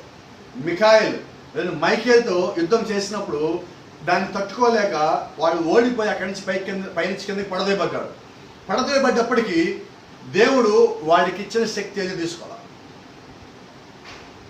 లూసిఫర్ చెడిపోయినోడే, లూసిఫర్ చెడ్డోడే, లూసిఫర్ యొక్క పనే చెడగొట్టటము, అయినా కూడా దేవుడు వాడికి ఇచ్చే శక్తిని తీయలేదు. అయితే దేవుడు ఏం చేశాడు? వాడిని ఎదుర్కోవడానికి కావాల్సిన వాడికన్నా ఎక్కువ జ్ఞానాన్ని దేవుడు మనుషులకు ఇచ్చాడు. వాడికన్నా ఎక్కువ ప్రత్యక్షతని దేవుడు మనుషులకు ఇచ్చాడు. ఎందుకంటే వాడికి యుద్ధం చేయటానికి. వాడికన్నా ఎక్కువ వాక్యాన్ని దేవుడు ఇచ్చాడు, ఎక్కువ ప్రత్యక్షత ఇచ్చాడు, ఎక్కువ శక్తిని ఇచ్చాడు. దేవుడే మన పక్షాన్ని నిలబడుతున్నాడు. అంతేగాని వాడికి ఇచ్చింది తీసేయాలి. కాబట్టి గమనించండి, నీకు ఇవ్వబడిన వాగ్దానం తీసేయబడవు. నువ్వు ఎటువంటి స్థితిలో ఉన్నా కానీ వాగ్దానం ఇచ్చిన దేవుడు తీసేయడు. యాకోబుని దేవుడు ప్రేమించాలన్నాడు. యాకోబు ఏ స్థితిలో ఉన్నా దేవుడు వదిలిపెట్టలా. రైట్? దావీదు దేవుడికి హృదయానుసారుడు. దావీదు ఎటువంటి స్థితిలో పడినప్పటికీ దేవుడు వదిలిపెట్టాలి, అక్కడి నుంచి పైకి తెచ్చుకున్నాడు. అలాగే ఒకవేళ నువ్వు దేవుడి దగ్గర నుంచి వాగ్దానం పొందుకున్నట్లయితే నిశ్చయంగా no matter what happens it will be with you. ఏది జరిగినప్పటికీ కూడా ఆ వాగ్దానము నీతో పాటు నిలిచి ఉంటుంది. ఎటువంటి యుద్ధం నువ్వు చేస్తున్నప్పటికీ కూడా ఆ వాగ్దానం నీతో పాటు నిలిచి ఉంటుంది. ఒకటి జ్ఞాపకం తెచ్చుకోండి, నువ్వు నిజంగా అబ్రహాం యొక్క సంతానమే అయ్యిగా నువ్వు నమ్మినట్లయితే, అయ్యావు నువ్వు నమ్మినట్లయితే, నీ యొక్క జీవితం కానీ అదే విధంగా ఉన్నట్లయితే, ఏమి జరిగినప్పటికీ కూడా నీ చుట్టూ నిన్ను భద్రపరిచే బాధ్యత, నిన్ను కాపాడే బాధ్యత, నీకు ప్రత్యక్షించే బాధ్యత, ఏర్పరచువాడు లిస్టు నిన్ను ఉంచే బాధ్యత దేవుడి దగ్గర. కాబట్టి నువ్వు దేవునికి కట్టుబడి ఉండాలంటే మనము నిజమైన దేవుని వాక్యాన్ని కట్టుబడి ఉండాలి. ఎందుకని కట్టుబడి ఉండాలి? నీకు ఇచ్చిన వాగ్దానం అటువంటిది. ఎందుకని కట్టుబడి ఉండాలి? నువ్వు ఏ చెట్టులోంచి వచ్చావంటే ప్రభు అయిన యేసుక్రీస్తు అనే జీవవృక్షం నుంచి నువ్వు వచ్చావు. కాబట్టి గమనించండి, ఈరోజు లోకం చూసినప్పుడు లోకం అంతా పాడైపోయి చెడిపోయి ఉన్నది. ఎలా చెడిపోయి ఉన్నది? ఏదైనా తోటలో చూస్తే మనకి రెండు చెట్లు కనిపిస్తున్నాయి. ఒక చెట్టు పేరు జీవవృక్షం, ట్రీ ఆఫ్ లైఫ్. రెండో దాని పేరు నాలెడ్జ్ ట్రీ, అంటే మంచి చెడులు ఇచ్చే జ్ఞానం అనే చెట్టు అక్కడ ఉన్నది. ఇప్పుడు ఈ జ్ఞానం అనే చెట్టు పరిపక్వతకు వచ్చింది. చాలా మంది అనుకుంటారు ఈ జ్ఞానం అనే చెట్టు పరిపక్వతకు వచ్చేసింది, చెడిపోయింది, మొత్తం భూమి అంతా నిండిపోయింది అని ఇదే మాట్లాడుతున్నారు. అయితే గమనించాల్సింది ఏంటంటే అదే సమయంలో జీవవృక్షము కూడా పరిపక్వతకు వచ్చింది. ఇది కూడా పరిపూర్ణమైనది, ఇది కూడా పునరుద్ధరించబడింది. ఈ చెట్టుని పాడు చేయడం కోసము ఇటు పక్క నుంచి ఈ చెడిపోయిన చెట్టులో నుంచి వచ్చి అన్ని ఈ జీవవృక్షం మీద పడిపోయి దాన్ని మొత్తం పాడు చేయడానికి కావాల్సిన ఏర్పాట్లను వాడు చేస్తున్నాడు. అయితే ఈ జీవవృక్షము ప్రతిసారి పునరుద్ధరణ చేయబడుతుంది, అంటే మళ్ళా తిరిగి అది సరిచేయబడతా ఉంటుంది. ఆ సరిచేయబడిన ఒక శక్తి మనం కలిగి ఉన్నాం. సరిచేయబడ్డాం మనం. ఇది ఎలా సరిచేయబడ్డాము? దేవుడు యొక్క వాగ్దానం చేత. దేవుడే వాగ్దానం ఇచ్చాడు, మిమ్మల్ని నేను పునరుద్ధరిస్తాను అని దేవుడు ఒక వాగ్దానం ఇచ్చాడు. మలాకి రాసిన పత్రికలో 4వ అధ్యాయంలో 5-6 వచనంలో దేవుడు అంటున్నాడు, ఇదిగో నేను భూమిని శపించడానికన్నా ముందు నేను ఏలియా ఆత్మ కలిగిన ఒక వ్యక్తిని, అనగా ఒక ప్రవక్తను మీ వద్దకు పంపుతున్నాను. అతను ఏం చేస్తాడు? నేను శపించడానికన్నా ముందు సమస్తం సరిచేయటం అంటే టు రెస్టోర్, అన్నిటినీ తిరిగి పునరుద్ధరించాలి. ఎలాగ పునరుద్ధరిస్తాడు? ఒక ప్రవక్తను పంపించి ఆ ప్రవక్తకి ఏమిస్తాడు? ప్రత్యక్షిస్తాడు. ఈ ప్రత్యక్షతని ఆ ప్రవక్త తెలుసుకోవడానికి ఏమిస్తాడు? పరిశుద్ధాత్మ ఇస్తాడు. అంటే చెట్టు చెరుగు మనం నడిచేది ఎవరి కింద? ప్రవక్త కింద, పరిశుద్ధాత్మ కింద? పరిశుద్ధాత్మ కలిగిన ప్రవక్త కింద మనం ఉన్నాం. పరిశుద్ధాత్మ లేకపోతే ప్రవక్త కానే కాడండి. గత వారం మీకు చెప్పడం జరిగింది, బిలాము ప్రవక్త అయినప్పటికీ కూడా పరిశుద్ధాత్మని కలిగలేడు. ఎలా కలిగలేడంటే అతను అమ్ముడుపోయి ఉన్నాడు కాబట్టి అతను దేవుడి యొక్క ఆత్మని పోగొట్టుకున్నాడు. కాబట్టి గమనించండి, ఈరోజు ఎవరైతే ఏర్పరచబడిన వారు ఉన్నారో దేవుడు వారికి వాగ్దానం ఇచ్చాడు. ఎవరినైనా పునరుద్ధరిస్తానన్నాడు? ఏర్పరచబడిన వారిని పునరుద్ధరిస్తాడు. ఎవరికి ఆయన ప్రత్యక్షిస్తాడు? ఏర్పరచబడిన వారికి ప్రత్యక్షిస్తాడు. ఎవరికి దేవుడు వాగ్దానం ఇచ్చాడు? ఏర్పరచబడిన వారికి. ఇప్పుడు ప్రవక్తని దేవుడు ఎవరి కొరకు పంపిస్తాడు? ఏర్పరచబడిన వారి కొరకు. ఎవరికి? ఏర్పరచబడిన వారిని తిరిగి పునరుద్ధరించడం కొరకు దేవుడు ఆ వాగ్దానం ఇచ్చున్నాడు. కాబట్టి ఇప్పుడు ప్రవక్త వచ్చాడు, పునరుద్ధరణ చేశాడు, ఆయన రంగమే చెల్లిపోయాడు. కాబట్టి ఇప్పుడు మనం ఏమై ఉన్నామంటే పునరుద్ధరించబడిన ప్రజలమే ఉన్నాం. అంటే ఇప్పుడు మనం ఏ కేటగిరీలో ఉన్నాం?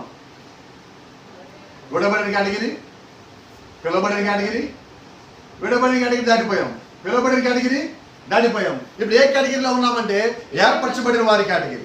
అంటే ఏర్పరచబడిన వారి కేటగిరీలోకి మనం వచ్చామంటే మన యొక్క జీవితంలో అది కనిపించాలి. It should reflect in your life. Hallelujah. Let me tell you. Your works shows that under what spirit you are living. నీ యొక్క క్రియలు నువ్వు ఏ ఆత్మ కింద జీవిస్తున్నావో తెలియజేస్తావు.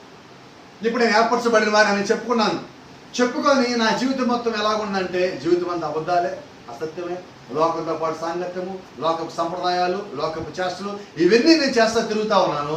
ఇప్పుడు నేను ఏర్పరచబడిన వారిని చెప్పుకుంటే అది ఎలాగుంటుందంటే నా మాట ఎవడు ఎవడు. ఈరోజు వర్తమానము ఎక్కువ మంది వినకపోవటానికి, ఎక్కువ మంది అంగీకరించుకోవడానికి కారణం ఎవరు అంటే వర్తమానంలో ఉన్న విశ్వాసులు, మరి ముఖ్యంగా వర్తమానంలో ఉన్న సేవకులు. ఏంటి ఈ సేవకులకి ఏంటంటే, క్షమించండి ఈ మాట మాట్లాడతాను నేను. ఈరోజు కొంతమందికి వర్తమానం ఎలా అర్థమైందంటే,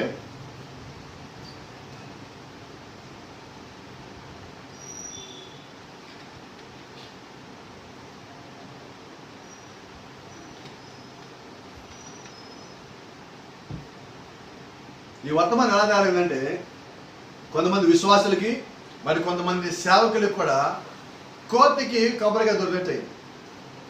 కోతి కొబ్బరికాయ దొరికితే ఏం చేస్తుంది? ఇక దాని సెలబ్రేషన్స్ మామూలుగా ఉండవు. అసలు నాకుగా కొబ్బరికాయ దొరికింది, నాకుగా కొబ్బరి చెప్పు దొరికింది, మీకు ఎవరికి లేదని దొరుకుతుంది. ఈ వర్తమానం పుస్తకం పెట్టుకొని ఎవడికి ఇష్టం వచ్చినట్టు వాడు తిరుగుతున్నాడు, ఎవడికి కలిగినట్టు వాడు బోధిస్తున్నాడు. అసలు దాని లోపల ఏముందో వాడు తెలియదు. ఎందుకు కోతి దొరికిన కొబ్బరికాయలో కొబ్బరి ఉందో లేదో దానికి తెలియదు. నాకు కొబ్బరికాయ దొరికింది అంతే. అలాగే నువ్వు పట్టుకున్న వర్తమానం నీ లోపల ఉందో లేదో నీకు తెలియదు. కాబట్టి గమనించండి, కోతి కొబ్బరికాయ దొరికినట్టు లేదా పిచ్చోటి చేతిలో రాయి ఉన్నట్టుగా తయారు చేయదు వర్తమానం. ఏముండాలి? నీకు ఒక క్యారెక్టర్ ఉండాలి. పిచ్చోడి చేతిలో రాయి ఉందండి, వాడంటే రాయి తీసుకుని పైతో నీకు వెళ్తాడు, కొట్టనా అంటాడు, వాడు భయపడతాడు. అనుకుంటాడు నన్ను చూసి భయపడతాడు అనుకుంటాడు. నీ చేతిలో రాయి చూసాడు భయపట్టల్లా, నువ్వు పిచ్చోడి పని చూసి భయపడుతున్నాడు. అలాగే నీ దగ్గర వర్తమానం పెట్టి వాడు భయపట్టల్లా, నువ్వు పిచ్చోడి పని తెలిసాడు నీకు భయపడుతున్నాడు.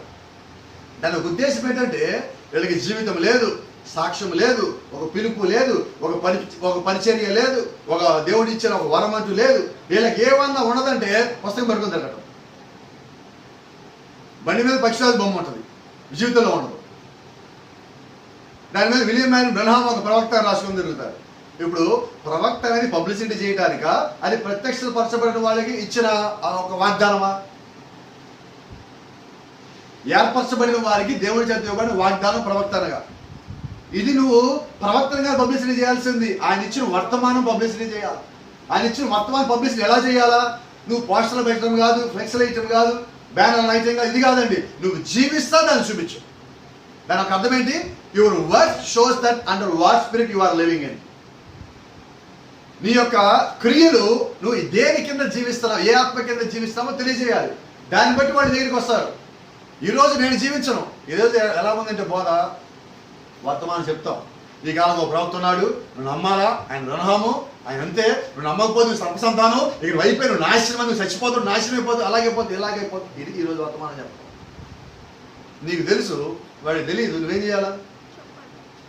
చెప్పడాలి. మొట్టమొదటిది బోధించేవాడికి సహనం ఉండాలి. ఫస్ట్ అసలు ఎదుటోడు నేను చెప్పేది ఇదే స్థితిలో ఉన్నాడా లేడా? లేకపోతే నేను వాడి స్థితికి దిగి ఆ స్థితిలో నేను చెప్పాలి. వాడికి తెలుసు అనుకో, నేను ఆ స్థాయిలో మాట్లాడాను. తెలియదు అనుకో, నేను ఆ లెగించి వాడికి రావాలి. ఆ నేర్పించాలా, గుడింతాలు నేర్పించాలా, చిన్న చిన్న పదాలు నేర్పించాలా, అవన్నీ అయిన తర్వాత వాడికి చిన్న చిన్న సెంటెన్స్ నేర్పించాలా, అవన్నీ అయిన తర్వాత ఇప్పుడు వాడికి ఛందస్సు చెప్పాలా, అలంకరణ చెప్పాలా, గురువులు లఘువులు చెప్పాలా, ఆ తెలుగు గ్రామర్ మొత్తం చెప్పిన తర్వాత అప్పుడు వాడికి సందులు సమాసాలు మొత్తం చెప్పిన తర్వాత ఆ తర్వాత వాడికి పాఠం చెప్పాలి. ఇవన్నీ జరగాల.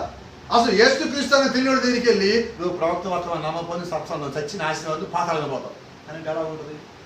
అసలు బైబిలే తెలియదు వాడికి, బైబిలే చదవలేదు. నేను వెళ్ళి ఏం చేయాలి? ముందు ముందు బైబిల్ చదువు, నువ్వు బైబిల్ ఎరుగు, దేవుడు ఎవరు ఎరుగు, నువ్వు బాప్టిజం పొందు. ఎదుగు బాప్టిజం పొందిన తర్వాత దేవుడు నీకు పరిశుద్ధాత్మను వరం ఇస్తాడు.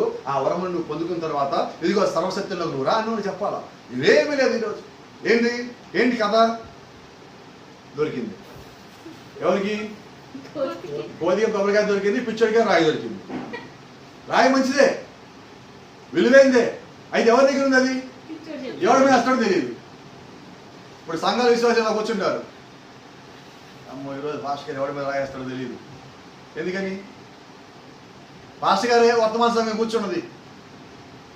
అటు కూర్చోగానే ఏంటండి, ఈయన నిన్న ఎవరితో గొడవ అవుతుంది పాస్టర్ గారికి. క్షమించండి, నిన్న ఎవరికో పాస్టర్ గారికి గొడవ అయింది. సంఘంలో విశ్వాసికి పాస్టర్ గారికి గొడవ అయింది. ఇప్పుడు ప్రసంగం ఎవరి మీద జరుగుతుంది ఈరోజు? సంఘం మొత్తం తెలిసి ఈరోజు పాస్టర్ గారు రాయి ఎవరి మీదకి వేస్తాడో. వర్తమానం బిగి అసలు వాక్యం చదవగానే అర్థమైంది, ఈరోజు నాకే పడింది. కానీ సంఘం అంతా ఇటు చూస్తుండదు, పాస్టర్ గారు అటు ఉంటారు, సంఘం అంతా ఇటు పక్కన చూస్తుంటారు. ఎందుకని? ప్రసంగం వీడి మీద జరుగుతుంది. అది ప్రవక్త ఒక మాట అన్నాడు. ఎప్పుడైనా ప్రసంగం చేసేటప్పుడు అక్కడ ఉన్న సేవకుడు ఒక వ్యక్తిని ఉద్దేశించి ప్రసంగంగా సిద్ధపరచుకుని వెళ్ళినట్లయితే అప్పటికే ఆ వ్యక్తి దగ్గర నుంచి పరిశుద్ధాత్మ వెళ్ళిపోయాడు అన్నాడు. అంటే ఇప్పుడు ఎవరు బోధించింది? పిచ్చోడు బోధించాడు. ఇప్పుడు వర్తమానాన్ని రాయబెట్టుకొని ఒక పిచ్చోడు బోధిస్తున్నాడు. బోధించాల్సిన ఎవరు? పరిశుద్ధాత్ముడు. పరిశుద్ధాత్ముడు ఏం చేస్తాడు?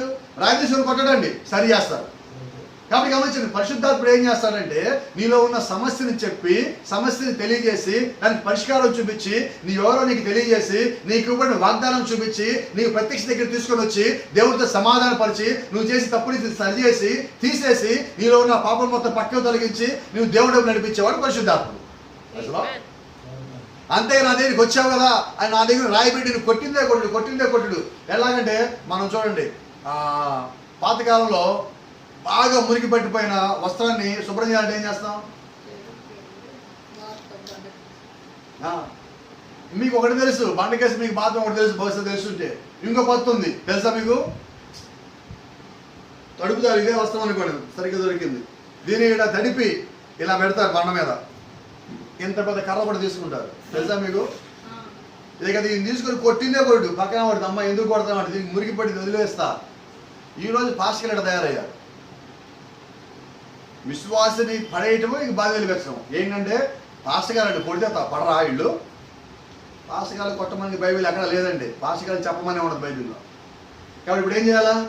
నాకు సహనం ఉంటే నేను చెప్తాను, నా సహనం లేదంటే నేను కొడతా. సహనం లేదంటే నాకు అర్థమైపోయింది, మీకు అర్థమైపోవాలి. ఏమని అర్థం అవ్వాలా? మా పాస్టర్ గారికి పిలుపు లేదు.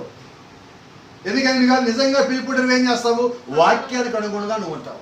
నీ క్రియలు నీవు ఎక్కడి నుంచి వచ్చావో తెలియజేస్తాయి. నీ క్రియలు నీ ఆత్మ కింద ఉన్నావో తెలియజేస్తుంది. నువ్వు పెట్టుకునే కిరీటము నువ్వు ఏ రాజ్యానికి సంబంధించిన వాడు నీకు తెలియజేస్తుంటాయి. నువ్వు మాట్లాడే మాటలు ఎటువంటి ఆత్మ నువ్వు కలిగి ఉన్నావో తెలియజేస్తుంటాయి. నువ్వు జీవించే జీవితము ఎటువంటి జీవితం జీవిస్తున్నావో దాన్ని బట్టి ఏ ఆత్మ కింద జీవిస్తున్నావో అది తెలియజేస్తుంది. నీ యొక్క సాక్ష్యం బట్టి నువ్వు ఏ ఒక్క ఆత్మ కింద జీవిస్తున్నావో అది తెలియజేస్తుంది. నీలోంచి వచ్చే ఫలములు ఏ చెట్టువో తెలియజేస్తుంటాయి. ఇవన్నీ ఏంటంటే పరిపూర్ణమైన వాక్యం కింద నువ్వు వచ్చినప్పుడు నీ యొక్క జీవితం కూడా పరిపూర్ణత కలిగి ఉంటుంది. హల్లెలూయా. ఎవరు పరిపూర్ణులు అయి ఉంటారంటే ఏర్పరచబడిన వారే పరిపూర్ణులు అయి ఉంటారు. ఎవరి ఎదుట పాతాళ లోక ద్వారం నిలువజాలం అంటే ఏర్పరచబడిన వారి ఎదుట. ఎవరి ఎదుట నిలువజాలం అంటే పరిపూర్ణమైన వాక్యం కలిగిన వారి ఎదుట. ఎవరి ఎదుట నిలువజాలం అంటే నిజమైన సాక్ష్యము కలిగి వాక్యానికి అనుగుణంగా లోబడి సహనమనే ఒక దాన్ని కలిగి దేవుని యందు పరిపూర్ణమైన విశ్వాసం కలిగి ఎవరైతే జీవిస్తూ ఉంటారో వారు నిజంగా ఏర్పరచబడిన వారు. వారి ఎదుట పాతాళ లోక ద్వారములు నిలువజాలం. అప్పుడు గమనించండి, ఏ శక్తి ఆపలేదు అన్నప్పుడు ఎవరిని ఆపలేదు? కూర్చోడానికి కూడా రాజేతులు పట్టుకొని నన్ను ఎవడు ఆపడు అనుకుంటాడు. అయితే పోలీసులు కలబడి కర్రపైకి ఎత్తుకుంటూ పరిగెత్తుతాడు. ఏంటర్థం అక్కడ? నిజంగా పోలీసుడిని ఆపడగా మొన్న మీటింగ్ జరుగుతూ ఉన్నది విజయవాడలో. మరి ఇంటర్ని వాళ్ళే సాక్ష్యం. 2 వారాల క్రితం 3 వారాల క్రితం రోడ్డు మీద మీటింగ్ పెట్టుకున్నాం. మీటింగ్ జరుగుతూ ఉన్నది. దాదాపు ఒక 50 మంది 60 మంది మధ్యలో బయట కూర్చొని ఉన్నాం వీధిలో. పోలీసులు వచ్చారు, లాఠీలు పెట్టుకుని మరీ వచ్చారు. కుడి జరుగుతానే ఉన్నది. మేము ఎవరో గుడి కాపలేదు. వాళ్ళు అటు పక్కన ఇటు పక్కన ముందు వెనకాల వచ్చి ముందెద్దరు వెనకిద్దరు వచ్చి కాపలాగా చూసి వెళ్ళారు. దిగడానికి కూడా వచ్చారు. కర్రలు పెట్టుకుని కింద కూడా దిగారు. వాక్యం అలా జరుగుతానే ఉన్నది. 10 గంటల సేపు చూశారు, వెళ్ళిపోయారు. నిజంగా పిచ్చోడి చేత రాయి ఉన్నట్లయితే పారిపోవాలిగా. మేము ఎందుకు పారిపోవాలా? మాకు నమ్మకం ఉన్నది. ఆ నమ్మకం ఏంటంటే ప్రభు అయిన యేసుక్రీస్తు మమ్మల్ని నడిపిస్తున్నాడు. మాకు ఒక ప్రత్యక్షత ఉన్నది. ప్రసంగం చేసేది ఒక వ్యక్తి కాదు, పరిశుద్ధాత్మ. కాబట్టి మేము దానికి భయపడతా, దానికి లోబడతా, మేము అక్కడ జీవించిన కారణం చేత ఇప్పుడు ఆ ప్రభావం మా మీద పడాల. కాబట్టి గమనించండి, వారు వచ్చారు, మేము క్రమంగా ఉన్నామో లేదో చూశారు. ఇది క్రమంగా ఉన్నారు, వెళ్ళిపోయారు. మేము ఆ సాక్ష్యం కలిగి ఉన్నాం అక్కడ. ఇది 2 వారాల క్రితం జరిగిన సాక్ష్యం. కాబట్టి ఈ రోజు అంటున్నా, మనం ప్రతి ఒక్కరము కూడా మన దగ్గరికి ఎవరైనా వచ్చినప్పుడు మనం ఆ సాక్ష్యం కలిగి ఉండాలి. ఏ సాక్ష్యం కలిగి ఉండాలి? దేవుడి దగ్గర నుంచి మనం వచ్చామని, దేవుడి వాక్య ప్రకారంగా మనం జీవిస్తున్నామని, మన సాక్ష్యము మనకన్నా ఎక్కువగా మాట్లాడుతుందని, పరిశుద్ధత మనం కలిగి ఉండాలని, సహనము కలిగి ఉండాలని, ఇవన్నీ కానీ మనము కలిగి ఉన్నట్లయితే మనల్ని ఎవడు ఆపలేడు. No power has right to stop you. ఏ ఒక్క శక్తి కూడా నిన్ను ఆపలేదు. ఎప్పుడు ఆపలేదు? నువ్వు సరిగా ఉన్నప్పుడు. దేవుని నామానికి మహిమ కలుగును గాక. గమనించు, అదే సమయంలో నువ్వు వధువుకి పడిన ఆ ప్రత్యక్షత, అంటే ఇప్పుడు పేతురుకు ఒక ప్రత్యక్షత పడింది. ఇప్పుడు పేతురు ఆ ప్రత్యక్షత కిందే ఉండాలి. అలాగే వధువుకు ప్రత్యక్షత పడింది. ఆ వధువుకి ఇవ్వబడిన ప్రత్యక్షత కింద ఆమె కలిగి ఉండాలి. ఏ ప్రత్యక్షత ఆమె కలిగి ఉన్నది? మనం ఈ దినము ఉన్న ప్రత్యక్షత ఎలాంటిదంటే పరిపూర్ణమైన ప్రత్యక్షత. మీరు గమనించండి, పేతురికి దేవుడు ప్రత్యక్షత ఇచ్చాడండి. అయితే పూర్తిగా ఇంకా పేతురు ప్రత్యక్షతను పొందుకోవాలా? Note this point. మత్తయి సువార్త 16వ అధ్యాయంలో పేతురు ఇంకా పూర్తి ప్రత్యక్షతను పొందుకోవాలా? ఎందుకంటే పొందుకోవాలంటే మత్తయి సువార్త 16వ అధ్యాయంలో దేవుడి దగ్గర నుంచి పేతురు ప్రత్యక్షతను పొందుకున్నప్పటికీ, ఆ తాళం చెవులు పొందుకున్నప్పటికీ, యేసుక్రీస్తు ఎవడో ఆయన తెలుసుకున్నప్పటికీ కూడా పేతురు పడిపోయి ఉన్నాడు. యేసుక్రీస్తు ఎవడో నాకు తెలియదు అన్నాడు. 3 సార్లు యేసుక్రీస్తు చెప్పినట్టుగా 3 సార్లు పేతురు యేసుక్రీస్తు నాకు ఎవరో తెలియదని చెప్పడం జరిగింది. కాబట్టి నీకు ప్రత్యక్షత రాగానే అయిపోవాలి అన్నారా? మత్తయి సువార్త 16వ అధ్యాయం మనం చదివిన లేఖన భాగంలోనే ఇప్పుడు యేసుక్రీస్తు ఏమన్నాడు? ఇదిగో పేతురు, నేను నీకు పరలోక రాజ్యం తాళం చెవులు ఇస్తాను. నీ ఎదుట పాతాళ లోక ద్వారం నిలువజాలవు. నువ్వు భూలోకంలో ఏది బంధిస్తావో నేను పరలోకంలో ఏది బంధిస్తా. నువ్వు భూలోకంలో ఏది తిప్పుతావో నేను పరలోకంలో తిప్పుతా అని వాగ్దానం పొందుకున్న పేతురు కూడా పడిపోయి ఉన్నాడు. అయితే పడిపోయాడని చెప్పి దేవుడు వదిలిపెట్టలేదండి, మళ్ళా పైకి లేపుకున్నాడు. వదిలిపెట్టలా. పేతురు వెనకాల వెంబడించాడు. పేతురు వెనక తిరిగి వచ్చేంత వరకు దేవుడు కనిపెట్టుకుని ఉన్నాడు. అలాగే నిజంగా నీకు ఇవ్వబడిన వాగ్దానం ఉన్నట్లయితే, నిజంగా దేవుడి చేత నువ్వు పొందుకున్న ప్రత్యక్షత ఉన్నట్లయితే, ఆ ప్రత్యక్షత దేవుడి దగ్గర నుంచే నీకు వచ్చినట్లయితే, నువ్వు వెనక్కి తిరిగి వచ్చేంత వరకు, అంటే దేవుడిలోకి తిరిగి వచ్చేంత వరకు ఆ ఒక బాధ్యతను దేవుడు తీసుకుంటాడు. నువ్వు పడిపోయినప్పటికీ దేవుడిని వదిలిపెట్టరా. నువ్వు విడిచిపెట్టినప్పటికీ దేవుడిని విడిచిపెట్టలా. నువ్వు లోకంలోకి వెళ్ళినా కూడా దేవుడి యొక్క వాగ్దానము నీ వెనకాల వెంబడిస్తూ వస్తుంది. అది వెనక్కి తిరిగి లాక్కొని వస్తుంది. దేవుడి లోపల తెచ్చి నది నిలబడుతుంది. ఎందుకు నిలబడుతుంది అంటే ఆ ప్రత్యక్షత వచ్చింది దేవుడి దగ్గర. కాబట్టి పేతురు ఆ ప్రత్యక్షతను పొందుకున్న పేతురు దాని నుంచి పడిపోయి ఉన్నాడు. పడిపోయిన తర్వాత మళ్ళా దేవుడు వచ్చి పేతురు నిలబెట్టుకున్నాడు. అలాగే ఈ దినము ఆయన వధువులో ఉన్న మనము ఒకవేళ ఎక్కడైనా పడిపోతే, చూడండి, మోసగించబడలేదు ఇక్కడ. పేతురు అంతటా పేతురు పడిపోయాడు. పేతురు ఎవడు మోసం చేయలే. అలాగే వధువుని ఎవడు మోసగించలేడు. వధువే తనంతట తాను పడిపోతుంటుంది. అయితే ఆ పడిపోయినప్పుడు నిలబెట్టేది ఎవరు? మళ్ళా దేవుడే నిలబెట్టాలి. ఎవరు రావాలా? దేవుడే రావాలా. ఎందుకంటే నీకు ప్రత్యక్షత ఇచ్చింది, నేను వధువని చెప్పింది, నిన్ను ప్రేమించింది, నీకు ఒక రక్తం కార్చింది, నిన్ను విమోచించింది, నీకు హక్కు పత్రం ఇచ్చింది దేవుడే ఉన్నాడు. కాబట్టి ఇప్పుడు వచ్చేది ఎవరు? మళ్ళీ ఆయన రావాలి. నిన్ను కాపాడాలని ఆయన రావాలి. ఎందుకని? నీకు ఆల్రెడీ ఒక వాగ్దానం ఇచ్చున్నాడు. నీ ఎదుట ఏ శక్తి నిలువజాలదు, నిన్ను ఏ శక్తి ఆపలేదు. ఎందుకని ఆపలేదంటే కారణము నీకు దేవుడిచ్చిన పరిపూర్ణమైన ప్రత్యక్షత ఉన్నది. పేతురు సగం ప్రత్యక్షత పడిపోయాడు, పూర్తి ప్రత్యక్షత రాలా. పూర్తి ప్రత్యక్షత వచ్చేంత వరకు పేతురు ఆగల. చూడండి, పేతురికి అక్కడ తొందర ఎక్కువ. ఆ తొందర జాతి ఏం చేశాడంటే తనకు తోచింది చేసుకుంటూ పోయాడు, తనకు అనిపించిందల్లా చెప్పుకుంటూ పోయాడు, తప్పులో పడ్డాడు, పాపంలో పడ్డాడు, పడిపోయాడు, ఒక రకంగా విడబడిన వాడిగా తయారయ్యాడు. అయితే దేవుడు మళ్ళా వచ్చి పేతురు వెనకాల పడి పేతురు వెనకాల రావాల్సి వచ్చింది. గమనించినట్టయితే ఇప్పుడు 16వ అధ్యాయంలోనే పేతురికి దేవుడు ప్రత్యక్షత ఇచ్చాడు. అయితే పరిశుద్ధాత్మను ఎక్కడ ఇచ్చాడు? అపొస్తలుల కార్యములో ఇచ్చాడు. యేసుక్రీస్తు భూమిని విడిచిపెట్టిపోయిన తర్వాత 10 దినముల తర్వాత పేతురు పరిశుద్ధాత్మను పొందుకున్నాడు. అంటే నువ్వు పరిశుద్ధాత్మను పొందుకోకుండా నువ్వు కేవలము జ్ఞానము కలిగి కేవలం వర్తమానం బట్టి నాకు ప్రత్యక్షత ఉన్నది, నాకు ప్రవక్త తెలిసిపోయింది, నాకు 7 ముద్దలు తెలిసిపోయినవి, నాకు గొరిపే జీవనం తెలిసిపోయింది అని నువ్వు చెప్పుకుంటా తిరగటం వల్ల ఎలాంటి ప్రయోజనం లేదు. అపోస్తలులైన పేతురును పడిపోయినప్పుడు మరి నీ సంగతి ఎంత, నా సంగతి ఎంత? ప్రత్యక్షతను పొందుకున్నా కానీ పడిపోయి ఉన్నాడు. పరలోక రాజ్యం యొక్క తాళం చెవులు కలిగిన వ్యక్తి పడిపోయి ఉన్నాడు. మన లోపల ప్రవేశించేవారు అండి. తాళం చెవులు ఆయన దగ్గర ఉన్నాయి, ఆయన తెలిస్తే మన లోపలికి ఎలా వరంగా మాట్లాడితే. కాబట్టి గమనించండి, అటువంటి స్థితిలో ఉన్న వ్యక్తి కూడా పడిపోవచ్చు. అయితే దేవుడు యొక్క ఆత్మ కలిగిన వాడు పడిపోయినప్పటికీ మోసగించబడిన వాడు కాదు. పడిపోయిన వాడు వేరు, మోసగించబడిన వాడు వేరు. ఇప్పుడు చూడండి, ఆదాము పడిపోయాడు, అవ్వ మోసగించబడింది. గమనించారా? ఆదాము పడిపోవడానికన్నా ముందు ఏ పుస్తకం కలిగి ఉన్నాడు? గొర్రెపిల్ల జీవగంధం కలిగి ఉన్నాడు. ఆ జీవగంధంలో ఎవరి పేర్లు ఉన్నాయి? ఏర్పరచబడి వారి పేర్లు ఉన్నాయి. కాబట్టి గమనించండి, అసలు లూసిఫర్ వచ్చి ఎందుకు మోసగించాడు? ఆ పుస్తకం కోసం. ఆ పుస్తకం తీసుకుంటే వాడు దానిలో పేర్లు తెలిసిపోతాయి. ఆ పేర్లు ఉన్నవాడు వాడు మోసం చేయాలి. అది వాడి యొక్క పని. అందరిని మోసగించే వాడి పని కాదండి. అయితే ఇప్పుడు ఏం జరిగింది? అవ్వని మోసగించాడు, అవ్వ మోసంలో పడింది, అంటే పాపంలో పడింది. ఆదాము వచ్చి ఆ పాపముని తన ప్రేమతో కప్పాడు. ఆ కప్పినప్పుడు ఏమైంది? ఆదాము చేతిలో ఉన్న పుస్తకము జారి పడిపోయింది. ఇప్పుడు లూసిఫర్ వచ్చి ఆ పుస్తకం తీసుకొని చేతులు దాపాడు. అయితే వాడి చేతులు ఎలా కొట్టాయి? మురికి చేతులు, పాపము చేతులు. ఆ పాపము చేతుల్లో పట్టుకోపోతుంటే వాడి చేతులు కాలి వాడు వెనక్కి తీసుకుంటే ఆ పుస్తకం మళ్ళా పరలోకంకి వెళ్ళిపోయి దేవుడి యొక్క కుడి చేతిలో చేరింది. మళ్ళీ ఎవరు తెరవాలి?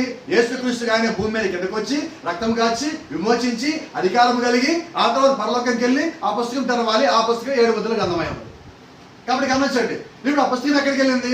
పరలోకానికి వెళ్ళింది. ఇప్పుడు ఆ పుస్తకం తెరబడింది. ఆ తెరబడిన ఆ పుస్తకం ఇప్పుడు మన కొరకు కిందకు వచ్చింది. ఆ దాంట్లో ఎవరి పేర్లు ఉన్నాయి? విమోచించబడిన వారి పేర్లు. విమోచించబడిన వారు అంటే ఎవరు? ఏర్పరచబడిన వారు. కాబట్టి ఎవరు ఎదుట పాతాళ లోకదారులు నిలువజాలవు? ఆ పుస్తకంలో ఉన్న వాళ్ళ పేర్లు. ఏ పుస్తకము? జీవగంధము. ఇప్పుడు ఆ జీవగంధం ఏ పుస్తకంగా మారింది? గొర్రెపిల్ల జీవగంధంగా మారింది. ఇప్పుడు గొర్రెపిల్ల జీవగంధంలో ఎవరున్నారు? ఏర్పరచబడిన వారు ఉన్నారు. ఎవరు ఎదుట పాతాళ లోకదారులు నిలువజాలవు? ఏర్పరచబడిన వారు. అంటే గొర్రెపిల్ల జీవగంధంలో ఎవరైతే ఉన్నారో వారు. అంటే వధువు ఇప్పుడు ఎక్కడ ఉన్నది? గొర్రెపిల్ల జీవగంధంలో. ఏర్పరచబడిన వారు ఎక్కడ ఉన్నారు? గొర్రెపిల్ల జీవగంధంలో. ఆదాము ఏం పోగొట్టుకున్నాడు? జీవగంధం పోగొట్టుకున్నాడు. లూసిఫర్ ఏం కావాలని కోరుకున్నాడు? జీవగంధం కావాలనుకున్నాడు. వాడు పొందుకున్నాడా? పొందుకోలేదు.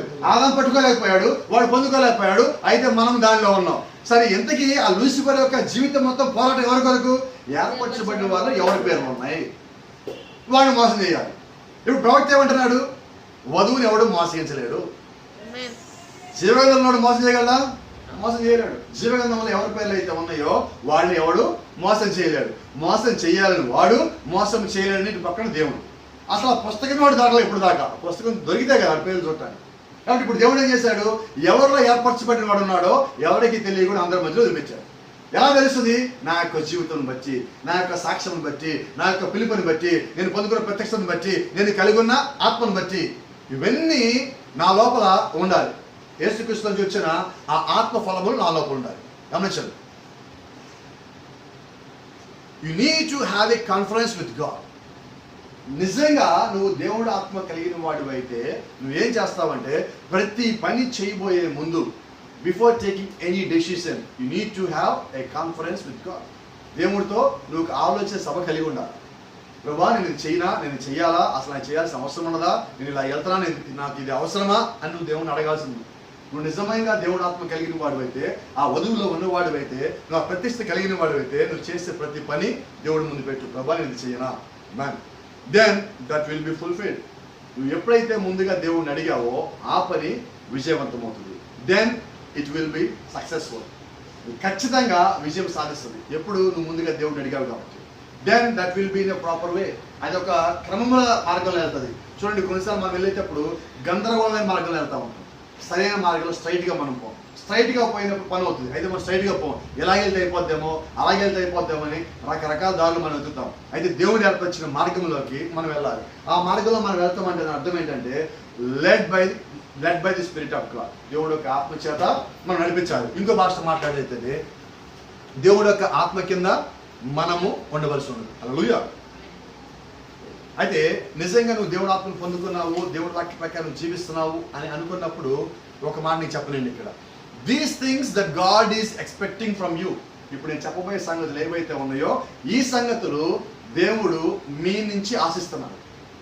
సమస్తము దేవుడు మనకి ఇచ్చేసిన దేవుడు అసలు నా నుంచి ఏం ఆశిస్తున్నాడు నాకు తెలిస్తే నా జీవితం చాలా బాగా మారుతుంది. నేను దాన్ని కూడా ప్రయాసపడవచ్చు. గమనించండి, God wants you to talk to him directly.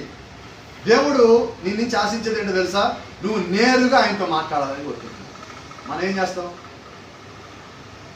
దేవుడితో నేరుగా మాట్లాడమండి. మనం ఆ పక్కనోడికి ఈ పక్కనోడికి చెప్తా ఉంటాం. నేను ఎప్పుడో ఒక మాట అంటా, నీకు సమస్య వచ్చిందా, నువ్వు ఫోన్ కాదు దేవుడు యొక్క సింహాసనం దగ్గరికి వెళ్ళు. Don't go to phone, go to throne. ఎక్కడికి వెళ్ళాలా? నువ్వు ఫోన్ దగ్గరికి కాదు, ఆయన యొక్క సింహాసనం. ఏ సింహాసనం? కృపా సింహాసనం. ఎందుకంటే ఇంకా రక్తం అక్కడ ఉన్నది. ఆ రక్తం కలిగే సింహాసనం దగ్గర నువ్వు వెళ్ళినప్పుడు దేవుడు నీతో మాట్లాడతాడు. దానికి ఉద్దేశం ఏంటంటే నువ్వు దేవుడితో నేరుగా మాట్లాడదు. రెండో మాట, God wants you to have fellowship with him. దేవుడు ఏం కోరుకుంటాడంటే నీతో నీవు ఆయనతో సహవాసం చేయాలని కోరుకుంటున్నాడు. మన సహవాసం ఎవరితో ఎంతసేపు? మనం ఖాళీగా ఉన్నామంటే ఎవరికి ఫోన్ చేయాలని ఎత్తుతా ఉంటాం పేర్లని. ఇది చేసాం కదా, ఇది చేసాం కదా, ఇలా చేసాం కదా. దేవుడు అది అడగటలా నిన్ను. ఇది కూడా సహవాసమే. ఇదేంటిది? ఫోన్లో సహవాసం. ఆయన అంటే ఫోన్లో సహవాసం కాదు, వాక్యంలో సహవాసం, దేవుడితో సహవాసం. చూడండి, ఎందుకంటే మన సంఘ సహవాసం కావాలి, వాక్యం మనం అక్కడే బలపరుచుకుంటాం. రెండో అన్నిటికన్నా ప్రాముఖ్యమైన మాట చెప్తాను, God's want to be your most trusted person. దేవుడు నీ జీవితంలో ఎలా ఉండాలని కోరుకుంటాడు తెలుసా? అందరికన్నా నువ్వు ఎక్కువగా నమ్మే వ్యక్తి, విశ్వసించే వ్యక్తి ఎవరు ఉన్నారంటే అది ఆయన అయి ఉండాలని కోరుకుంటున్నాడు. మా ఇంట్లో వాళ్ళు, మా అమ్మ, మా నాన్న, మా అక్క, మా చెల్లి, మా పిన్ని, బాబాయ్, అత్తయ్య, మా ఇవన్నీ కాదు. ఎవరు ఉండాలంట? మోస్ట్ ట్రస్టెడ్ పర్సన్గా దేవుడు మన యొక్క జీవితంలో ఉండాలి. అంటే దేవుడి నుంచి ఏం ఆశిస్తున్నాడు? అందరికన్నా ఎవరితో బాగుండాలనుకుంటున్నావో ఆయన అయి ఉండాలి. అందరికి నాకు ఏదైనా సమస్య వస్తే ఈయన దగ్గరికి వెళ్తే నాకు సాల్వ్ అవుతుంది, నాకు సమస్య లేకపోయిన దగ్గర నేను సంతోషంగా ఉంటాను అనే విధంగా ఎవరైనా ఉండాలంటే అది ఆయన మీ మధ్యలో అలా ఉండవలసి ఉంటుంది. రెండో ముఖ్యమైనది, God's want to be your close friend, your saviour, your heart. You want to stay very close to your heart. నీ యొక్క రక్షకుడిగా, నీ యొక్క స్నేహితుడిగా, నీ హృదయానికి అత్యంత దగ్గరగా అని ఉండాలని కోరుకుంటున్నారు. అన్నిటికన్నా ముఖ్యమైనగా ముగిస్తున్నాను ఈ పాయింట్లో. God wants to be your first choice instead of last. నీ హృదయంలో దేవుడికి చివరి స్థానం కాదండి, నీ హృదయంలో మొట్టమొదటి స్థానము కలిగి ఉండాలి అని చెప్పి ఆయన ఆశిస్తున్నారు. కాబట్టి ఇవన్నీ కానీ నువ్వు కలిగి ఉన్నావంటే ఈ కాలపు వర్తమానం నీ లోపల పనిచేస్తూ ఉండదు. గమనించండి, రిమెంబర్ వన్ థింగ్ పర్ఫెక్ట్లీ, జాగ్రత్తగా గమనించండి. Your enemy is not flesh and blood. నువ్వు గుర్తుపెట్టుకోవాల్సింది ఏంటంటే నీ యొక్క శత్రువు రక్తమాంసంలో లేడు. నీ యొక్క తల్లిలో, నీ యొక్క తండ్రో, నీ యొక్క చెల్లో, నీ యొక్క వ్యక్తో, నీ యొక్క భర్తో, నీ యొక్క భార్యో, నీ యొక్క లేదంటే సంఘంలో ఒక పరుగున్న విశ్వాసో, ఇంకెవరో ఒక వ్యక్తి నీ యొక్క శత్రువు కాదు. నీ శత్రువు ఎవరంటే వాడికి కంటికి కనిపించిన వాడు ఒక శత్రువు ఉన్నాడు. వాడు వాయుమండల అధిపతి, వాడు ఈ గాలికి వాడు అధిపతి. వాడి గాలిలాగా ఎట్టినట్టు తిరుగుతూ ఉన్నాడు. అందుకని వాడికి పేరు గాలివాడు అంటున్నారు మనం. వాడు ఎవడో కదా, వాడు ఈడే. వాడు ఏం చేస్తాడు? కాసేపు ఎక్కడ ఉంటాడు, కాసేపు అక్కడ ఉంటాడు, కాసేపు అక్కడ ఉంటాడు, కాసేపు ఎక్కడ ఉంటాడు.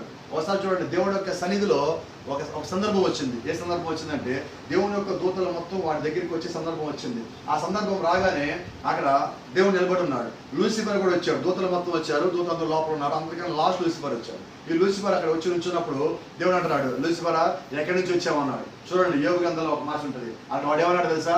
నేను భూమి మీద అటు ఇటు తిరుగుతా వచ్చాను. ఎక్కడి నుంచి వచ్చాడన్నాడు? గాలి ఎలా ఉంటుంది? గాలి అటు ఇటు తిరుగుతూ ఉంటుంది. వీడేం చేస్తున్నాడు? నేనేం చేస్తున్నాడు? ఇప్పుడు సంఘాల్లో విషయాలు చూడండి, ఒకసారి ఇటు పక్క వెళ్తారు, ఒకసారి అటు పక్క వెళ్తారు, ఒకసారి ఇటు పక్క, ఒకసారి అటు పక్క, ఒకసారి ఇటు పక్క, ఒకసారి అటు పక్క. ఏం చేస్తారు వాళ్ళు?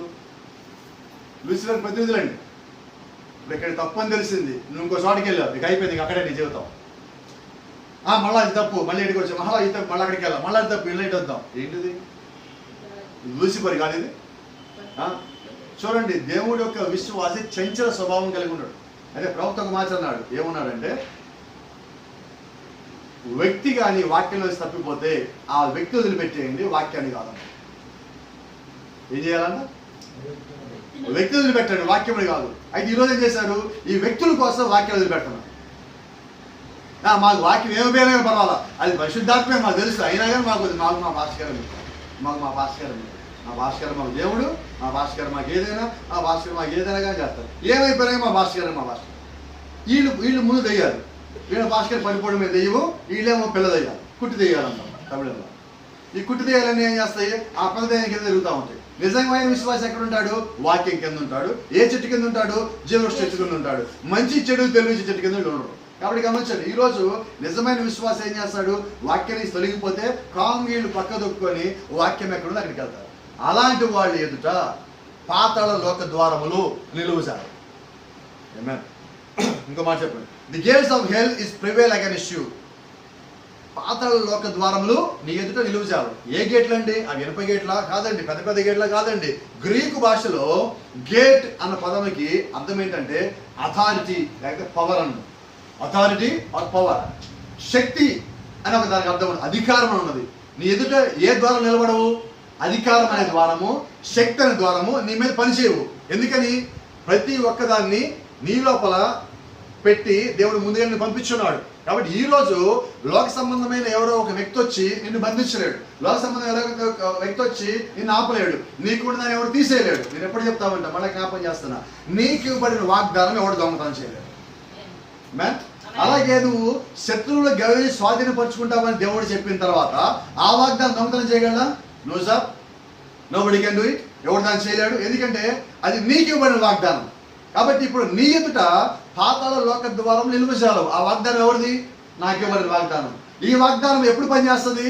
నేను ఆ సందర్భంలోకి వచ్చినప్పుడు, ఆ సిచ్యువేషన్ వచ్చి నిలబడినప్పుడు ఆ వాగ్దానం నా దగ్గర పనిచేస్తుంది. Let me tell you, if a man is ever burned of the spirit of God, ఎక్కడైనా ఒక మనిషి, ఒక వ్యక్తి ఆత్మలో తిరిగి జన్మించినట్లయితే, చూడండి, నాట్ మేక్ బిలీవ్, వేషధారి వలే కాదు, but really filled with the God spirit, నిజంగా దేవుడు ఆత్మతో నింపబడిన వ్యక్తిగా ఉన్నట్లయితే, he has sealed him in there till the days of his redemption. అతడు విమోచన దినం వరకు ముద్రించబడి ఉన్నాడు. ఎవరండి వీళ్ళు? ఎవరు ముద్రించబడిన వాళ్ళు? ఏర్పరచబడిన వారు. ఏర్పరచబడిన వాళ్ళు అంటే ఎవరు? జీవనంలో ఉన్నాడు. జీవనంలో ఎవరున్నారు? విమోచించబడిన వారు. ఇప్పుడు ముద్ర ఎవరి మీద ఉన్నది? విమోచించబడిన వారి మీద. అంటే వాళ్ళని కాపాడే బాధ్యత ఎవరిది? దేవుడు. ఇప్పుడు నీ ఎదుట పాతాళ లోక ద్వారం వచ్చిందంటే నేను ఎవరు కాపాడాలి? నిన్ను నువ్వు కాదు కాపాడేది. నేను ఎవరు కాపాడాలి? దేవుడు కాపాడాలి. ఎందుకని? నువ్వు విమోచించబడ్డావు, ఏర్పరచబడ్డావు, ఆయనలో ఉన్నావు. కాబట్టి ఇప్పుడు నువ్వు దేవుడి యొక్క ముద్ర కింద ఉన్నప్పుడు ఈ ద్వారములు నీ ఎదుట ఎందుకు నిలబడవంటే నీలో ఉన్న దేవుడిని బట్టి ఇది నిలబడవు. నీలో ఉన్న ప్రత్యక్షతను బట్టి, నువ్వు కలిగి ఉన్న ఆత్మను బట్టి ఇది నిలబడదు. కాబట్టి జాగ్రత్త గమనించండి. ఒకవేళ నువ్వు కానీ విమోచించబడినట్లయితే, ఒకవేళ నువ్వు నిజంగా దేవుడు యొక్క ఆత్మలో కానీ తిరిగి జన్మించినట్లయితే, ప్రవక్త అంటారు చూడండి, he will be Christ like today. విమోచించబడిన వాడు ఎలా ఉంటాడు ఈరోజు? యేసు క్రీస్తు వలె. మనం ఎలా ఉంటున్నాం? ఎలా ఉన్నాం మనం? ఒకవేళ పిల్లిగడ్డ పెడతారు, ఇక్కడ రేటు పెడతాడు. ఏంటంటే ప్యాషన్ ఉంది అంట. ఇదేంటిది? నువ్వు యేసు క్రీస్తులోకి వచ్చాక నీ మీద ప్యాషన్లు పనిచేస్తాయా అంటున్నావు. పనిచేస్తాయా? లోకం పనిచేస్తుందా? ఒక ముక్కు కింద వాడు గుర్తెస్తుంది, ఇటు పక్కన ఒకటి, ఇటు పక్కన వాడు 3 గుర్తేస్తుంది, ఇక్కడ నుంచి ఒక 4 పెడుతుంది. ఈ 4 పెట్టాడు నేను వధువులో ఉన్నాను అంటుంది. ఎవరున్నారు వధువులో? అసలు వధువులో ఉంటే అసలు నీకు ఎన్ని ఉంటాయా? ఏమైనా ఇప్పుడు ఏంటి? నువ్వు వధువు అంటే చెప్తున్నా చూడండి, క్రైస్ట్ లైఫ్, నువ్వు క్రీస్తు వలే ఉంటావు. క్రీస్తు అంటే ఏంటి? ఇక్కడ వాక్యం. నేనేమై ఉన్నాను? వాక్యమై ఉన్నాడు. ఆయన ఏమై ఉన్నాడు? వాక్యమై ఉన్నాడు. ఆయనలో ఏమున్నదో నాలో అది ఉంటుంది. కాబట్టి ఇప్పుడు ఎలా కనిపిస్తా? He will be Christ like today.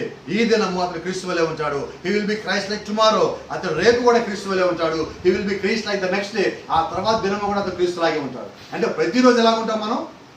క్రీస్తు లాగే. అంటే వాక్యం ఎలాగుందో మనం అలాగే ఉంటాం. In the trials he will be Christ like. అతను శ్రమలు వచ్చినా ఆ శ్రమల్లో కూడా అతను క్రీస్తులాగే ఉంటాడు. నాకు శ్రమలు వచ్చినాయి కదా, సరే పక్కకి పోదాము, కొంతకాలం ఇష్టం వచ్చి జీవిద్దాము, ఆ తర్వాత మళ్ళీ క్రీస్తులోకి వద్దాము అనే విధంగా అతను ఉండడు. అతను ఎలా ఉంటాడు? ఎప్పుడు ఒకేలాగా ఉంటాడు. In troubles is Christ like. సమస్యల్లో, శోధనలో, అతని ఆకల్లో, అతని సంతోషంలో, సమస్త విషయాల్లో అతను క్రీస్తు వలే ఉంటాడు. ఎందుకని? విమోచించబడిన వారు ఎప్పుడు ఒకేలాగా ఉంటాడండి. Amen. Everywhere you see him or her, they are Christ-like. For they are sealed by the Spirit of God.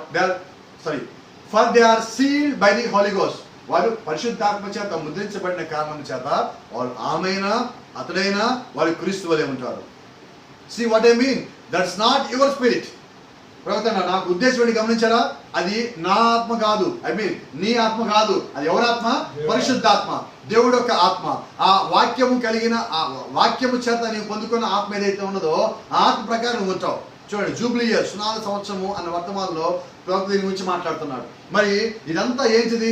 వాక్యానుసారంగా నువ్వు జీవిస్తా ఉన్నప్పుడు ఆ యొక్క గేటు నీ ముందు నిలబడదు, ఆ యొక్క శక్తి నీ ముందు నిలబడదు. నేను ఇక్కడ ఒక మాట చెప్పలేను, ముగించేస్తాను. ఆమె ఒక చిన్న మందగా ఉంది, అయితే సహోదరుడా దేవుడు ఆమెతో ఉన్నాడు. లోకమంతా ఎంత క్రూరంగా ఉన్నా కూడా ఆ మంద చిన్నదే. ఆ మంద ఎవరున్నాడు ఇప్పుడు తోడుగా?